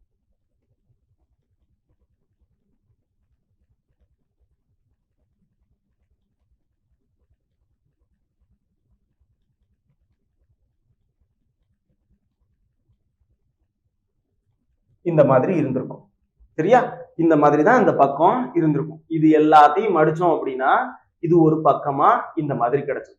இதனுடைய இந்த 4 பக்கத்தின் எதிர்பக்கம் எதுவா இருந்திருக்கும் அப்படின்னா இந்த பக்கமா இருந்திருக்கும். இந்த 4 இதோட எதிர்பக்கம் இதுதான்.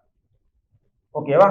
இப்ப நமக்கு கேள்வி என்ன கேட்டிருக்கான் அப்படின்னா, இடப்பக்கம் உள்ள எக்ஸ் மடிக்கப்பட்டு ஒரு பெட்டி வடிவம் உருவாகும். இந்த பெட்டிய நான் வடிச்சேன், இந்த எல்லாத்தையும் நான் மடிச்சேன் அப்படின்னா ஒரு பெட்டி உருவாகும். அந்த பெட்டி வடிவத்துடன் ஒத்து போகும் வடிவத்தை ஏபிசி மற்றும் டி ஆகிய மாற்றுகளில் இருந்து தேர்ந்தெடுக்கணும். இதை நான் ஒரு டைஸா ஃபார்ம் பண்ணேன் அப்படின்னா எந்த டைஸ் இந்த ஆப்ஷன்ல கிடைக்கும் அப்படின்னு கேட்கிறான். அப்ப கேன் பி ஃபார்ம்டு, உருவாக்கக்கூடிய டைஸ் எது அப்படின்னு கேட்கிறான். இப்போ எனக்கு ஆப்ஷனை எப்படி எலிமினேட் பண்ணணுங்கிறது தெரியும், எதெல்லாம் வராதுன்னு தெரியணும். அதாவது ஆப்போசிட்ல இருக்கிறது அதோட அட்ஜசன்டா இருக்காது. சரியா? அப்போ ஆப்போசிட்டா இருக்கிறது அதோட அட்ஜசன்டா இருக்காது. அப்போ இதோட ஆப்போசிட் இது, இதோட ஆப்போசிட் இது. ஓகேவா? அதுக்கடுத்து இதனுடைய ஆப்போசிட் இந்த 4 பக்கம், இதோட ஆப்போசிட் இதுன்னு வச்சுக்குவோம். ஓகேவா? ரைட். இப்போ இந்த படத்தை பாருங்களேன். இந்த 3வது ஆப்ஷன்ல இருக்கக்கூடிய படம் நமக்கு ஒரு சிங்கிளா ஒரு சர்க்கிள் இருக்கு, ஒரு டாட் இருக்கு. ஆனா இந்த மாதிரி படம் ஏதாவது ஒரு ஃபேஸ்ல இருக்கான்னு பாருங்க, இல்லவே இல்லை. அப்ப சிங்கிற படம் இந்த கேள்விக்கும் இந்த ஆப்ஷனுக்கு சம்பந்தம் இல்லாதது. அப்ப ஈஸி சிங்கிறது பாமா போறதே கிடையாது. டிங்கிறத பாருங்க, இந்த 4 படமும் சேர்ந்ததுதான் ஒரு பக்கத்துல இருக்க போகுது. அப்ப இந்த பக்கம் இருக்கலாம். ஆனா அதே இது மட்டும் தனியா ஒரு படத்துல இருக்க போறது கிடையாது. அது ஃபோர்த் ஆப்ஷன்ல இருக்கிறது, அது இருக்கு. அது கண்டிப்பா என்னவா இருக்க போகுது, அது உருவாகவே உருவாகாது. அப்படி ஒரு டைஸே நம்ம கிட்ட கிடையாது. ஏன்னா இது ஒரு 1/4 பங்கை மட்டும் வச்சு ஒரு பக்கத்துல எடுக்க முடியாது. அதனால ஃபோர்த் ஆப்ஷன் இருக்காது. அதுக்கடுத்து ஃபர்ஸ்ட் ஆப்ஷனையும் செகண்ட் ஆப்ஷனையும் இப்ப செக் பண்ணி பார்க்கலாம். இப்ப ஆப்ஷன் எல்லாம் பாருங்களேன், ஏபிசி மற்றும் டி எல்லாமே இருக்கு. ஏ மற்றும் பி, ஏ பி மற்றும் சி, ஏ மற்றும் சி. சி நமக்கு வரவே வராதுன்னு தெரியும், அதனால தேர்ட் ஆப்ஷன் வரப்போறது கிடையாது. ஏபிசின்னு கொடுத்துருக்காங்க, சி வராது, அதனால செகண்ட் ஆப்ஷன் வரப்போறது கிடையாது. ஃபோர்த் ஆப்ஷனும் வரப்போறது, ஏன்னா சியும் டியும் வராது. அப்ப நான் எந்த ஆப்ஷன் மட்டும்தான் இருக்கு, ஏயும் பியும் மட்டும்தான் இருக்கு. ஸோ அதுதான் நமக்கான ஆன்சர். ஸோ ஏ மற்றும் பி மட்டும். ஓகேவா? ரைட். இது ஃபார்ம் ஆகுதா இல்லையான்றதை பார்த்துடலாமா? ரைட். இதோட ஆப்போசிட் ஒரு எம்டி ஸ்பேஸ். நமக்கு ஆல்ரெடி இந்த படத்துக்குள்ள 3 எம்டி ஸ்பேஸ் இருக்கு. ஒரு 1 2 3 எம்டி ஸ்பேஸ் இருக்கு. அப்பனா இதனுடைய அருகில் இருக்கக்கூடிய இந்த பக்கமா கூட இது இருக்கலாம். ஓகேவா? அதுக்கு அடுத்து இது இருந்துச்சுன்னா இந்த பிளாக் டாட், பிளாக் டாட்டோட ஆப்போசிட் இந்த சர்க்கிள், அப்ப ஒன்றும் பிரச்சனை கிடையாது. இதோட ஆப்போசிட் இதுதான், அப்ப அது நமக்கு இல்ல. இதோட ஆப்போசிட் நமக்கு இந்த 4 பக்கமா இருக்கும். ஒருவேளை இதோட பக்கத்துல இருக்கிறதா இது இருந்திருக்கலாம், இதோட பக்கத்துல இது இருந்திருக்கலாம். ஸோ அதனால ஏ உருவாக்க முடியும். பிங்கிறது எந்த பக்கத்துல இருக்கிறதா இருக்கும் அப்படின்னா இதனுடைய அருகில் இருக்கக்கூடிய இதுவும் கூட இருக்கலாம், அல்லது இதுவும் இருக்கலாம். ஸோ அதனால செகண்டும் நம்மளால உருவாக்க முடியும்.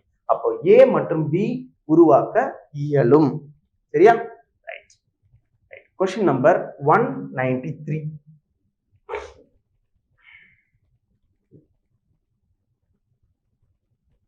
ஒரு பெண்ணை பார்த்து ஆண் கூறினார். ஒரு பெண்ணை பார்த்து ஆண் கூறினார். அதாவது ஒரு பெண் இருக்காங்க, ஒரு ஆண் இருக்காங்க. ஸோ இந்த கொஸ்டினை ஒன்று பெண்ணை வச்சு சால்வ் பண்ண முடியும், இல்லைன்னா ஆணை வச்சு சால்வ் பண்ண முடியும். இப்ப எதை வச்சு சால்வ் பண்ண போறோம் அப்படின்றத பார்த்துடலாம்.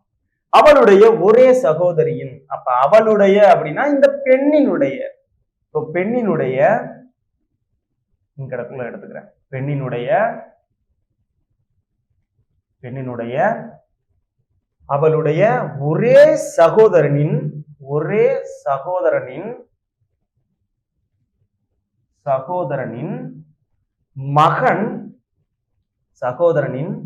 மகன் என் மனைவியின் சகோதரன், என்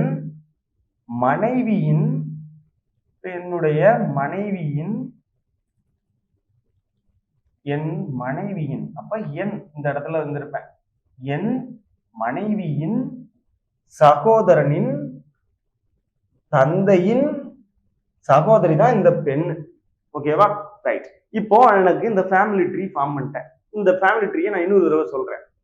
அவளினுடைய ஒரே சகோதரனின் மகனின், அவளுடைய ஒரே சகோதரனின் மகன் என் மனைவியின் சகோதரன். அவ்வளவுதான், முடிஞ்சு போச்சு. அப்போ அந்த ஆணிற்கு பெண் என்ன உறவு? அந்த ஆண் யாரு? ஆண்கிறவரு இங்க இருக்காப்ல, அவர் தானே என்னன்றது அவர் தான் சொல்றவரு. இந்த பெண்ணுக்கு என்ன வேணும்னு கேக்குறாங்க. ரைட்டா? ஆணிற்கு பெண் என்ன உறவு? இந்த ஆண்ல இருந்து இந்த பெண்ணை பார்க்கணும். அப்போ இந்த ஆணினுடைய மனைவி இங்க இருக்காங்க, அந்த மனைவியின் சகோதரனின் தந்தை தான் இங்க இருக்கக்கூடிய மனிதர், அவருடைய சகோதரி தான் அந்த பெண்ணு. அப்போ மாமனாரின் சகோதரி, சகோதரிங்கிறது இந்த ஃபோர்த் ஆப்ஷன்ல இருக்கு. சிஸ்டர் ஆஃப் ஃபாதர் இன் லா. சரியா? இப்ப இங்கிலீஷ்ல கூட பார்த்துடலாம். Pointing to a lady, a man said, the son of her only brother is brother of my wife. My wife oda brother oda only brother of the son. Her only brother. சரியா? அப்படி கொடுத்திருக்காங்க. So அதனால அந்த ஆணிற்கு இந்த பெண் யாரு அப்படின்னு பார்க்கும்போது மாமனாரின் சகோதரி. ரைட்டா? இந்த இடத்துல நான் சகோதரன் கொடுத்திருப்பேன், மகன் கொடுத்திருப்பேன், அதெல்லாம் முக்கியம் கிடையாது. நமக்கு இந்த இடத்துல கிளாஸ் போட்டேன் அப்படின்னா ஹஸ்பண்ட்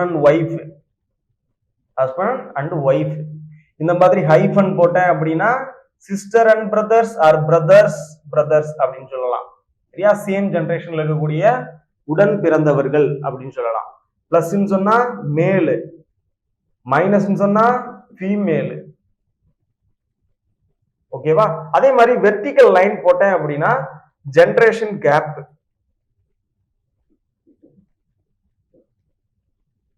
ஓகேவா? ஜெனரேஷன் கேப்னா நம்மளுடைய மூதாதையர்கள் அல்லது நமக்கு அடுத்துள்ள மகன் மகள் அந்த மாதிரி ஜெனரேஷன்ல சொல்லலாம். ரைட், அடுத்த கேள்வி பார்க்கலாம். 194.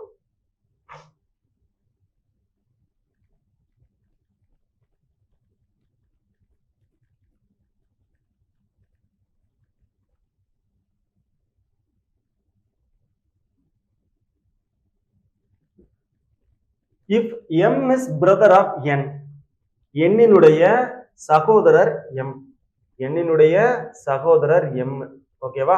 அப்ப Mங்கிறவரு ஆண். B is brother of N, என்னினுடைய சகோதரர் B, அப்ப என்னினுடைய சகோதரர் Mன்னு சொல்லும்போது அப்ப Mனுடைய சகோதரர் B அப்படின்னு சொல்லலாம். அப்ப Nக்கும் சகோதரர் தான், Mக்கும் சகோதரர் தான். ரைட், அதுக்கு அடுத்து third M is brother of D, D யோட பிரதர் M அப்படின்னு சொல்லலாம். அப்ப என்னோட M-ஓட B-யோட கூட பிறந்தவர் தான் இந்த D. ஆனா N-க்கும் D-க்கும் என்ன ஜெண்டர்னு சொல்லல, ஓகேவா? ஆனா M-ம் B-யும் பிரதர்னு சொல்லியிருக்காங்க. N-ங்கிறவரு பிரதரா இருக்கலாம் அல்லது சிஸ்டரா இருக்கலாம், D-ங்கிறவரும் பிரதரா இருக்கலாம் அல்லது சிஸ்டரா இருக்கலாம். Then which of the following statement is definitely true? அதாவது வாக்கியமானது எந்த வாக்கியம் நிச்சயமாக உண்மை அப்படின்னு கேக்குறாங்க. அப்ப நிச்சயமாக உண்மைனா ஜெண்டர் கண்டிப்பா தெரிஞ்சது மட்டும்தான் நமக்கு உண்மையா இருந்திருக்கும். அப்ப எதெல்லாம் உண்மையா இருந்திருக்கலாம்? N-இன் சகோதரர் M, N-இன் சகோதரர் B, அதே மாதிரி N-இன் சகோதரர் B சொல்லியாச்சுல. அதுக்கு அடுத்து D-இன் சகோதரர் B, அதுக்கப்புறம் D-இன் சகோதரர் M, அதே மாதிரி B-இன் சகோதரர் M, M-இன் சகோதரர் B. இதுதான் உண்மையா இருக்கும். ஆனா வேற எதுவுமே உண்மையாக இருக்காது. சரி, ஃபர்ஸ்ட் ஆப்ஷன் பார்க்கலாம். N is brother of B, B-இன் சகோதரர் N, B-இனுடைய சகோதரர் N-ன்னு கொடுத்திருக்காங்க. N-ங்கிறவருக்கு ஜெண்டரே கிடையாது, அதனால டெஃபினட்டா சொல்ல முடியாது. அதுக்கு அடுத்து N is brother of D, D-இன் சகோதரர் N, டெஃபினட்டா சொல்ல முடியாது, N-க்கு ஜெண்டர் கிடையாது. அதுக்கு அடுத்து M is brother of B, B-இனுடைய சகோதரர் M, B-இனுடைய சகோதரர் M, கரெக்ட் தான், ஏன்னா M-க்கு ஜெண்டர் இருக்கு. சோ அதனால third option is correct. M என்பவர் B-இன் சகோதரர். ஓகே, அதுக்கு அடுத்து கொஸ்டின் நம்பர் 195 என்ன கொடுத்திருக்கான்றத பார்க்கலாம். Examine the following relationships among the members of family of 6 person. மொத்தம் 6 person இருக்காங்களா இந்த ஃபேமிலில. ரைட், அதுல A, B, C, D, E and F. மொத்தம் 6 பேர் இருக்காங்க. A, B, C, D, E and F 6 பேர். The number of males equal to that of females. அப்போ மேல் ஈக்குவல் டு ஃபீமேல். அப்ப 3 ஃபீமேல் இருக்காங்க, 3 மேல் இருக்காங்க, 3 ஆண் 3 பெண் இருக்காங்க. ரைட், இருக்கட்டும். A and E are son of F. F ஓட இரு மகன்கள் யாரு அப்படின்னா A and E. ஏயும் ஈயும் சகோதரர்கள், அவங்க F-னுடைய மகன்கள். ஓகே, ரைட், இருக்கட்டும். அதுக்கு அடுத்து D is the mother of 2. D என்பவர் 2 பேருக்கான தாய், ஒரு பையன் ஒரு பொண்ணுக்கு தாய். சரியா? அப்பனா Dங்கிறவரு தாயா ஒரு பையனுக்கும் ஒரு பொண்ணுக்கும் தாய். ஸோ கேர்ள்னு எடுத்துக்கலாம். ஓகே, இந்த மாதிரி எடுத்துக்கலாம். ரைட், அடுத்தது B is the son of A. A-னுடைய மகன் B. அப்ப A-னுடைய மகன் B, A-னுடைய மகன் B. B is the son of A. அப்பனா A-னுடைய மகன் B அப்படின்னு கொடுத்திருக்காங்க. அதுக்கு அடுத்து there is only one married couple in the family. So இந்த present, at present ன்னு சொல்லியிருக்காங்க. There is only one married couple in the family at present. அதாவது இப்போதைக்கு இந்த குடும்பத்துல ஒரே ஒரு கப்புள் மட்டும்தான் இருக்காங்க, மேரிட் கப்புள் மட்டும்தான் இருக்காங்கன்னு சொல்லியிருக்காங்க. ஸோ அப்போ கண்டிப்பா இந்த இடத்துல மேரிட் கப்புள் இருக்க போறது கிடையாது, ஏன்னா 2 மகன்கள் இருக்கிறாங்க. ஸோ அதனால ஒரு மகன் ஒரு மகளினுடைய தாயா ஒருத்தவங்க இருப்பாங்களா, ஸோ அவங்க தான் இந்த இடத்துல இருக்க போறாங்க. சரியா? அப்ப யாரு அப்படின்னு பார்த்தோம்னா டியா தான் இருக்க முடியும். அப்ப ஏனுடைய மனைவி டி. ஓகேவா? அப்ப இந்த இடத்துல இருக்கிறவங்க யாரு? எஃப் ஆல்ரெடி குறிச்சிட்டோம், டி குறிச்சிட்டோம், ஏ குறிச்சிட்டோம், இ குறிச்சிட்டோம், பி குறிச்சிட்டோம். அப்ப இந்த இடத்துல இருக்கிறது சிங்கிறவங்க தான் இருந்திருப்பாங்க. அப்ப சிங்கிறவங்க ஒரு பொண்ணு. எஃப்ன்றவங்க யாரா இருந்திருப்பாங்க? அப்போ இங்க பாருங்களேன், இது ஒரு ஆண், இது ஒரு ஆண், இது ஒரு ஆண். பெண்கள் ஆண்களுக்கு சமம் அப்படின்னு சொல்லிட்டாங்க. அப்ப 3 ஆண்கள் வந்துட்டு, அப்ப நான் இந்த இடத்துல இருக்கிறது கண்டிப்பா பெண்ணா தான் இருந்திருக்க முடியும். இப்ப கேள்விக்குள்ள போயிடலாமா? ரைட். அப்போ எஃப்னுடைய மகன்கள் ஏ, இ, ஏயினுடைய மனைவி டி, ஏயின் மகன் பி, ஏயினுடைய மகள் சி. ஓகேவா? அதே மாதிரி டியினுடைய மகன் பி, டியினுடைய மகள் சி. ஓகேவா? சியினுடைய தந்தை ஏ, சியினுடைய தாய் டி, டியினுடைய தந்தை ஏ, டியினுடைய தாய் D. Right. Which one of the following inference can be drawn from the above? அப்ப சரியானது என்னது அப்படின்னு கேட்டிருக்காங்க. A, B and C are all females. ABC 3 பேரும் ஃபீமேல் அப்படின்னு சொல்லியிருக்காங்க. ஏயும் பியும் மேல். அப்போ கண்டிப்பா ஃபர்ஸ்ட் ஆப்ஷன் வராது. ஓகேவா? அடுத்தது A is the husband of D. டியினுடைய கணவர் ஏ, டியினுடைய கணவர் ஏ. கரெக்ட் தான். Second option correct. Third option check பண்ணி பார்த்தலாமா? D is the granddaughter of F. எஃப்னுடைய பேத்தி டி அப்படின்னு கொடுத்துருக்காங்க. எஃப்னுடைய மருமகள் தான் டி. ஸோ அதனால தேர்ட் ஆப்ஷன் வரப்போறது கிடையாது. ஃபோர்த் ஆப்ஷன் பார்க்குறோம். E and F are children of D. டியினுடைய சில்ட்ரன் இ எஃப்னு சொல்லியிருக்காங்க. டியினுடைய பிரதர் இன்லா தான் இ. ஸோ அதனால இங்கிறதும் எஃப்ங்கிறதும் வரப்போறது கிடையாது. ஸோ ஃபோர்த் ஆப்ஷனும் வரப்போறது கிடையாது. அப்ப செகண்ட் ஆப்ஷன் தான் நமக்கு கரெக்டா வரும். டியின் கணவர் இ. சரியா? ரைட். அடுத்த கொஸ்டின் 196. நான் சொன்னேன் மூணாவது டைப் என்ன அப்படின்னா நமக்கு கோடட் பிளட் ரிலேஷன் அப்படின்னு சொல்லுவாங்கல்ல, அந்த type. So A plus B means A is the mother of B. அதாவது பியின் தாய் ஏ. அதாவது இந்த மாதிரி சிம்பிள் கொடுத்திருப்பாங்க. அந்த சிம்பிள்குள்ள என்ன சிம்பிள் இருக்குன்றத தெளிவா பார்த்துக்கணும். பிளஸ் இருந்துச்சுன்னா, 2 நபர்களுக்கு இடையில் பிளஸ் இருந்துச்சுன்னா பியினுடைய தாய் ஏயா இருப்பாங்க. அதே இது மைனஸ் இருந்துச்சுன்னா A is a brother of B. பியினுடைய சகோதரர் ஏயா இருந்திருப்பார். அதே மாதிரி பர்சன்டேஜ் இருந்துச்சுன்னா பியினுடைய தந்தை ஏயா இருந்திருப்பாரு. பியினுடைய தந்தை ஏயா இருந்திருப்பாரு. அதே இது இங்க மல்டிபிளிகேஷன் இருந்துச்சுன்னா பியினுடைய சகோதரி ஏயா இருந்திருப்பாரு. பியினுடைய சகோதரி ஏ அப்படின்னு அர்த்தம். Which of the following shows that B is the maternal uncle of Q? அதாவது பின்வருவனவற்றுள் எது Q என்பவரின் தாய் வழி மாமா P? Q என்பவரின் தாய் வழி மாமா P. அப்ப Q ஓட தாய் மாமாவா P இருக்கிறது மாதிரி நமக்கு ஈக்குவேஷன் எது வரும் அப்படின்றதான் நமக்கான கேள்வி. சரி, ரைட். அப்போ P அப்படின்றவரு கண்டிப்பா ஆணா இருக்கணும். சரியா? ஆணா இருக்கணும் அப்படின்னா அவரு கண்டிப்பா எந்த சிம்பிள் எல்லாம் இருக்க மாட்டாரு அப்படின்றத நம்ம இந்த ஆப்ஷனை வச்சு எலிமினேட் பண்ணலாம். செக் பண்ணி பார்த்துடலாமா? இப்போ பிங்கிறவரு இந்த இடத்துல கொடுத்துருக்காங்க. கண்டிப்பா பிங்கிறவரு லாஸ்ட்ல இருந்துச்சு அப்படின்னா ஜெண்டர் கண்டிப்பா இருக்க போறது கிடையாது. அதனால இந்த ஆப்ஷன் வராது. அதுக்கடுத்து பி அப்படின்றது இங்க இருக்கு. பிளஸ்ன்னு இருந்துச்சு அப்படின்னா, பிளஸ் இருந்துச்சுன்னா பியினுடைய தாய் ஏ, அப்படின்னா எஸ்ஸினுடைய தாய் பி அப்படின்னு வந்துடும். அதனால ரெண்டாவது ஆப்ஷனும் நமக்கு வராது. ஏன்னா பிங்கிறவர் இந்த இடத்துல பெண்ணுங்கிற ஒரு அமைப்புல வந்துருச்சு. பெண்ணுங்க, அதாவது ஃபீமேல்ங்கிற ஜெண்டர்ல குறிக்கிறாங்க. ஸோ அதனால செகண்ட் ஆப்ஷன் வரப்போறது கிடையாது. ஸோ அதனால அடுத்து ஃபோர்த் ஆப்ஷன் பாருங்க. இந்த ஃபோர்த் ஆப்ஷன்ல பிங்கிறது லாஸ்ட்ல இருக்கு. அதனால ஜெண்டர் கண்டிப்பா இந்த இடத்துல இருக்காது. நம்ம எக்ஸ்பிளைன் பண்ணுவேன். அதை ஷார்ட்கட்ல எப்படி நம்ம சால்வ் பண்ணி எலிமினேட் பண்ணலாம்ங்கிறத பார்த்துட்டோம். இப்போ அப்ப கண்டிப்பா எதுவா தான் இருந்திருக்கும்? இங்க பி மைனஸ் எம்ன்னு இருக்கு. அப்போ எம்மினுடைய சகோதரர், அப்போ பியின் சகோதரர் ஏ, அப்ப எம்மின் சகோதரர் பி. அப்ப பிங்கிறவரு கண்டிப்பா மேலா தான் இருந்திருப்பாங்க. அப்போ இந்த ஆன்சர் வர்றதுக்கு அதிக வாய்ப்புகள் இருக்கு. நான் இதை வச்சே சொல்லுவேன், 3 ஆப்ஷன் வரல, அப்ப இந்த ஆப்ஷன் தான் கரெக்டா இருந்திருக்கும். ரைட். எப்படின்னு எக்ஸ்பிளைன் பண்ணிடலாமா? ரைட். இந்த 3வது ஆப்ஷனையே எடுத்துக்கிடுவோம். மற்ற ஆப்ஷன்லாம் நம்ம எக்ஸ்பிளைன் பண்ண வேண்டாம். 3வது ஆப்ஷனே எடுத்துக்கிடுவோம். ஃபர்ஸ்ட் பி மைனஸ் எம் இதைத்தான் எடுத்துக்கிற போறோம். ஓகேவா? இந்த பி மைனஸ் எம் எடுத்துக்கிடுவோம். மைனஸ் இருந்துச்சு அப்படின்னா மைனஸ் இருந்துச்சு அப்படின்னா B இன் சகோதரர் A, அதாவது இங்க இருந்து ரிவர்ஸ்ல போகணும். அப்போ M இன் சகோதரர் P, அப்ப M இன் சகோதரர் P. ஓகேவா?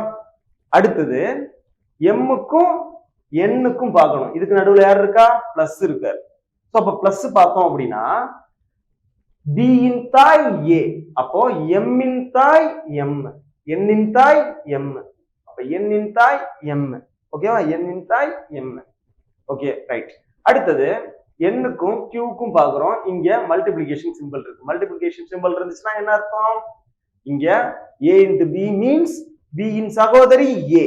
அப்ப B இன் சகோதரி A னா Q இன் சகோதரி N, அப்ப Q இன் சகோதரி N. இப்ப என்ன கேள்வி கேட்டிருக்கான் அப்படின்னா Q என்பவரின் தாய் வழி மாமா P, அத கண்டுபிடி. Q-னுடைய தாய் M, அப்போ M-னுடைய சகோதரர் P. இந்த இடத்துல Q-க்கு ஜெண்டர் இல்லையே, அப்ப ஆன்சர் வராது அப்படின்னு சொல்லக்கூடாது. நமக்கு யார கேக்குறாங்களோ அவங்களுக்கு ஜெண்டர் இருந்தா போதும். இப்ப Q-னுடைய தாய் வழி மாமா தான் P. இப்ப Q-ங்கிறவங்க ஆணா இருந்தாலும் பெண்ணா இருந்தாலும் அவருக்கு அந்த P-ங்கிறவர் யாராதான் இருக்க போறாரு? தாய் வழி மாமாவா தான் இருக்க போறாரு. அதனால எந்த பிரச்சனையும் கிடையாது. அப்ப Q-வின் தாய் வழி மாமா, N-இன் தாய் வழி மாமா P தான். சோ அதனால இந்த தேர்ட் ஆப்ஷன் தான் கரெக்டா இருக்க போகுது. ஓகேவா? ரைட். நெக்ஸ்ட் क्वेश्चन பார்க்கலாம்.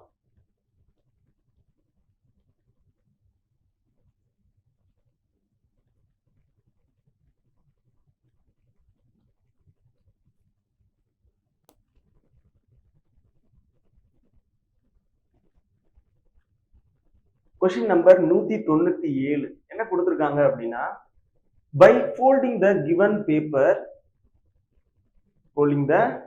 paper which of the following cube can be made?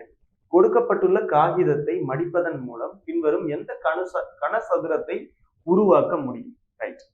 அதே மாதிரி ஓப்பன் டைஸ் நம்ம ஃபர்ஸ்ட் ஒரு क्वेश्चन பார்த்தோம். அதுல இருக்க மாதிரியே ஓப்பன் டைஸ் கொடுத்திருக்காங்க. அதுல எந்த டைஸை நம்மளால உருவாக்க முடியும் அப்படின்னு கேட்டிருக்காங்க. எப்பவுமே அட்ஜசன்ட் ஆப்போசிட்டா இருக்காது. அட்ஜசன்ட் ஆப்போசிட்டா இருக்காது. அதே மாதிரி ஆப்போசிட்டா இருக்கிறது அட்ஜசன்டா இருக்காது. சோ இப்போ இந்த ஏ இருக்கிறதோட ஆப்போசிட் எதுவா இருக்கும் அப்படின்னு பார்த்தோம் அப்படின்னா இதுல ஃபர்ஸ்ட்ல இருந்துச்சுன்னா இந்த இடம் தான் அதோட ஆப்போசிட்டா இருக்கும். அப்போ ஏவோட ஆப்போசிட் கே. ரைட். அடுத்தது இந்த ரெண்டாவது டேர்ம் எடுத்துக்கிறோம்.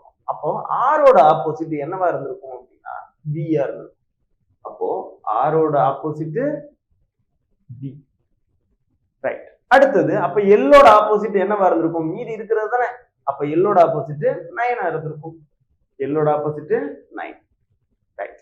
அப்போ ஆப்போசிட் இருக்கிறது எப்பவுமே அட்ஜசன்டா இருக்கக்கூடாது. கேன் பி ஃபார்ம்டு, ஃபார்ம் ஆகக்கூடிய உருவாக்கக்கூடிய டைஸா இருந்துச்சு அப்படின்னா ஆப்போசிட்ல இருக்கக்கூடியது அட்ஜசன்டா இருக்கக்கூடியது. ரைட். இப்போ ஃபர்ஸ்ட் நான் ஆர் எடுத்துக்கிறேன். ஆரினுடைய ஆப்போசிட் என்ன? பி. இங்க இருக்கான்னு பாருங்க, இல்ல.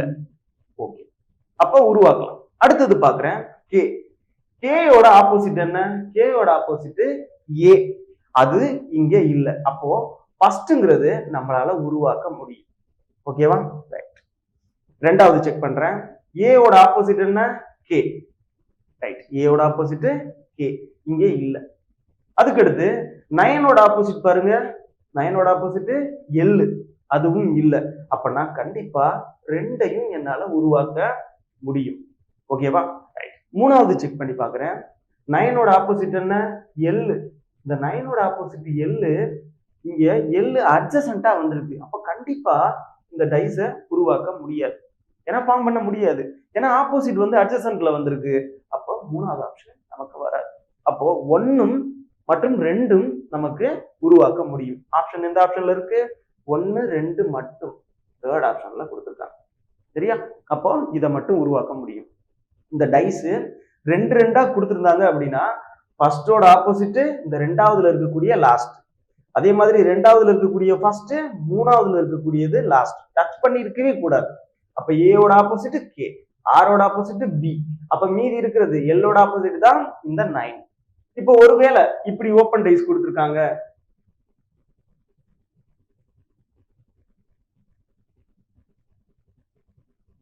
ஒன்னு 2 5 6 4 3ன்னு கொடுத்துருக்காங்கன்னு வச்சுக்குவோம். இப்போ 1ஓட ஆப்போசிட் தான் 5ஆ இருந்திருக்கும், 3ஓட ஆப்போசிட் தான் 6ஆ இருந்திருக்கும், 2ஓட ஆப்போசிட் தான் 4ஆ இருந்திருக்கும். இந்த மாதிரி ஸோ இப்படி கொடுத்திருந்தாங்கன்னா அந்த மாதிரி பார்க்கணும். ஸோ இந்த மாதிரி டைஸ் கொடுத்திருந்தாங்கன்னா ஆல்டர்னேட்ல இருக்கக்கூடிய ஃபேஸ் தான் அதோட ஆப்போசிட்டா இருக்கும். சரியா? ரைட். அதே மாதிரி தான் இதையும் நம்ம பார்த்துக்கிறோம். ஸோ இந்த மாடல்லையும் கேட்கலாம், இதையும் பார்த்துக்கோங்க. இது கொஞ்சம் புதுசா இருக்கக்கூடிய கேள்வி. Right. Question number 198. How many points will appear on the opposite to the face of containing 5? இங்க கொடுத்திருக்கிற டைஸ பாருங்க. எங்கேயாவது 5 புள்ளி இருக்கிறது இருக்கான்னு பாருங்க. 5 புள்ளிகள் கொண்ட பக்கத்திற்கு எதிர்பக்கம் காண்க.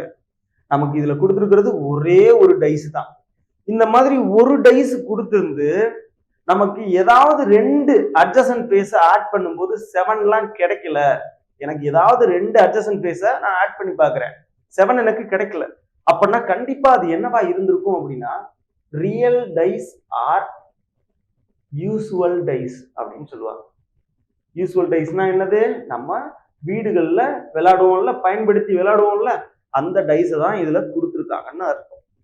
ஓகேவா? இப்ப பாருங்க 4ஐயும் 2ஐயும் ஆட் பண்ணி பாருங்க 6 தான் கிடைக்கும்.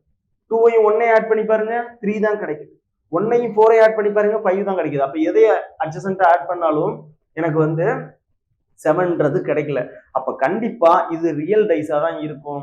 அப்போ 4ஓட ஆப்போசிட் 3ஆ இருந்திருக்கும், 2ஓட ஆப்போசிட் 5ஆ இருந்திருக்கும், 1ஓட ஆப்போசிட் 6ஆ இருந்திருக்கும். அப்போ 4ஓட ஆப்போசிட் தான் 3, 1ஓட ஆப்போசிட் தான் 6, 2ஓட ஆப்போசிட் தான் 5.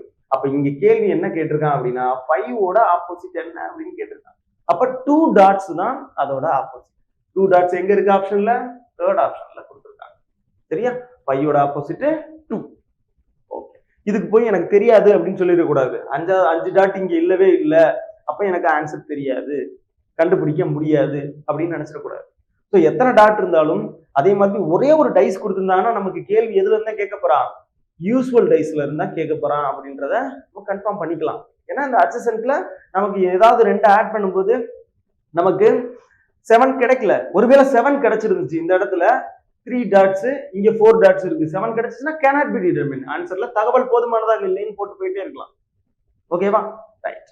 Question number 199.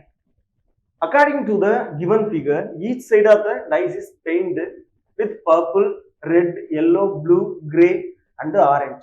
What color is painted in opposite to the red color? ரெட்டோட ஆப்போசிட் என்ன வரும் அப்படின்னு கேட்டிருக்காங்க. ரைட். நமக்கு இந்த மாதிரி 2 டைஸ் கொடுத்துருக்காங்க. ஃபர்ஸ்ட் டைஸ் நான் உருட்டி போடும்போது எனக்கு சிவப்பு, நீலம், ஆரஞ்சுன்னு விழுகுது. அதே டைஸை நான் இன்னொரு தடவை நான் உருட்டி போடும்போது எனக்கு மஞ்சள், ஊதா, ஆரஞ்சுன்னு விழுகுது. இப்போ சிவப்போட ஆப்போசிட்ல என்ன இருந்திருக்கும் அப்படின்னு கேக்குறாங்க. இந்த 2 டைஸ்லயும் காமனா இருக்கக்கூடிய கலர் என்னன்னு பாருங்களேன். ஒண்ணு ஒரு கலர் காமனா இருக்கணும், இல்லைன்னா 2 கலர் காமனா இருக்கணும். அப்படி பார்த்தா நம்மளால ஈஸியா கண்டுபிடிக்க முடியுமா? இப்போ ஏதாவது ஒரு கலர் காமனா இருக்கான்னு பாருங்க. சிவப்பு இங்க இருக்கா? இல்ல. அதுக்கு அடுத்து ப்ளூ, நீலம் இங்க இருக்கா? இல்ல. ஆரஞ்சு இருக்கு. அப்போ இதை வச்சே நான் என்னால கொஸ்டினை சால்வ் பண்ண முடியும். நம்ம சிங்கிள் டிஜிட், டபுள் டிஜிட், அட்ஜசன்ட்னு சால்வ் பண்ணிருப்போம். அப்போ இதுல எனக்கு சிங்கிள் டிஜிட் காமனா இருக்கு. அப்ப நான் இந்த இடத்துல ஆரஞ்ச காமனா வச்சுக்கிறேன். காமனா வச்சுட்டு நான் ஃபர்ஸ்ட் இத கிளாக் வைஸ்ல ரொட்டேட் பண்றேன். அப்ப கிளாக் வைஸ்ல ஃபர்ஸ்ட் நான் ரொட்டேட் பண்ணேன்னா ஃபர்ஸ்ட் என்ன இருந்திருக்கும்? ப்ளூ இருந்திருக்கு. ரெண்டாவது என்ன இருக்கு? ரெட் இருக்கு. ரைட், ரெட் இருக்கட்டும். அப்போ அடுத்ததுக்கு வர்றேன். இப்ப ஆரஞ்சோட ஃபர்ஸ்ட் கிளாக் வைஸ்ல என்ன இருக்கு? எல்லோ இருக்கு. அத ப்ளூக்கு கீழே எழுதிக்கணும். அதுக்கு அடுத்து இருக்கக்கூடியதை எதுக்கு எழுதிக்கணும்? அடுத்ததுக்கு எழுதிக்கணும், ரெட்டுக்கு. அது பர்பிள். ஓகேவா? ரைட்.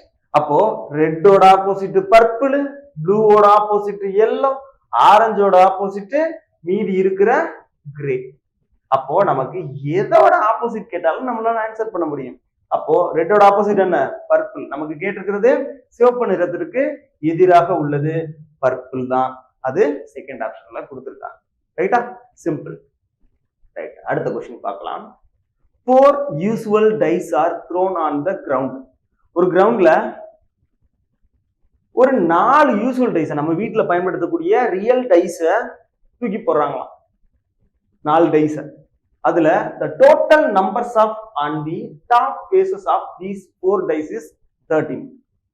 அப்படி இந்த 4 டைஸை தூக்கி போடும்போது இந்த டாப்ல இருக்கக்கூடிய ஃபேஸஸ்லாம் இருக்கும்ல, இந்த 4 டைஸ்ல 4 நம்பர் விழுந்திருக்கும்ல, அந்த நம்பரோட கூடுதல் 13. 4 டைஸ்ல உள்ள மேல உள்ள நம்பர் எல்லாம் கூட்டணும் அப்படின்னா 13. அது எப்படி விழுந்திருக்கு அப்படின்னா, மேல 4ன்னு விழுந்திருக்கு, 3ன்னு விழுந்திருக்கு, 1ன்னு விழுந்திருக்கு, 5ன்னு விழுந்திருக்கு. ஓகேவா? இப்போ what is the total of the faces touching the ground? So இந்த நம்பர்லாம் 4, 3, 1, 5லாம் மேல தெரியிற நம்பர். அப்ப இதுக்கு அடியில இருக்கக்கூடிய நம்பர் என்னவா இருந்திருக்கும்னு கேக்குறாங்க. யூஸ்வல் டைஸ் நம்ம வீட்டுல இருக்கக்கூடிய டைஸோட ஒரு ரூல் என்னது? அதாவது 2 எதிர்பக்கங்களின் கூடுதல் 7 ஆகும். அப்போ 4ஓட ஆப்போசிட் என்னவா தான் இருந்திருக்கும்? 3 இருந்திருக்கும். இது எல்லாமே டாப்ல இருக்கக்கூடியது. அப்ப பாட்டம்ல இருக்கிறது, தரையை தொட்டுட்டு இருக்கிறது இந்தது. ஓகேவா? அப்போ 3ஓட ஆப்போசிட் அப்ப என்னவா இருந்திருக்கும்? வேற கலர்ல எழுதிக்கிறேன். இது 3 இருந்திருக்கும். அப்ப 3ஓட ஆப்போசிட் 4 இருந்திருக்கும். 1ஓட ஆப்போசிட் 6 இருந்திருக்கும். அப்ப 5ஓட ஆப்போசிட் 2 இருந்திருக்கும். இது எல்லாத்தையும் ஆட் பண்ணோம்னா அப்போ 10 10 plus 3 13 13 plus 2 15. அப்போ மொத்தமா இந்த அடியில் இருக்க தரையில் தொட்டு கொண்டு இருக்கக்கூடிய எண்களின் கூடுதல் 15. அப்ப 15ங்கிறது நமக்கு தேர்ட் ஆப்ஷன்ல கொடுத்துருக்காங்க. அவ்வளவுதான், சிம்பிள். ஸோ டைஸ் பிளட் ரிலேஷனை வச்சு நமக்கு கொஸ்டின் கேட்டாங்கன்னா எல்லா மாடல்லையும் கொஸ்டின் கொடுத்துருக்கோம். ஸோ நம்ம ஈஸியா சால்வ் பண்ணிடலாம். Thank you so much.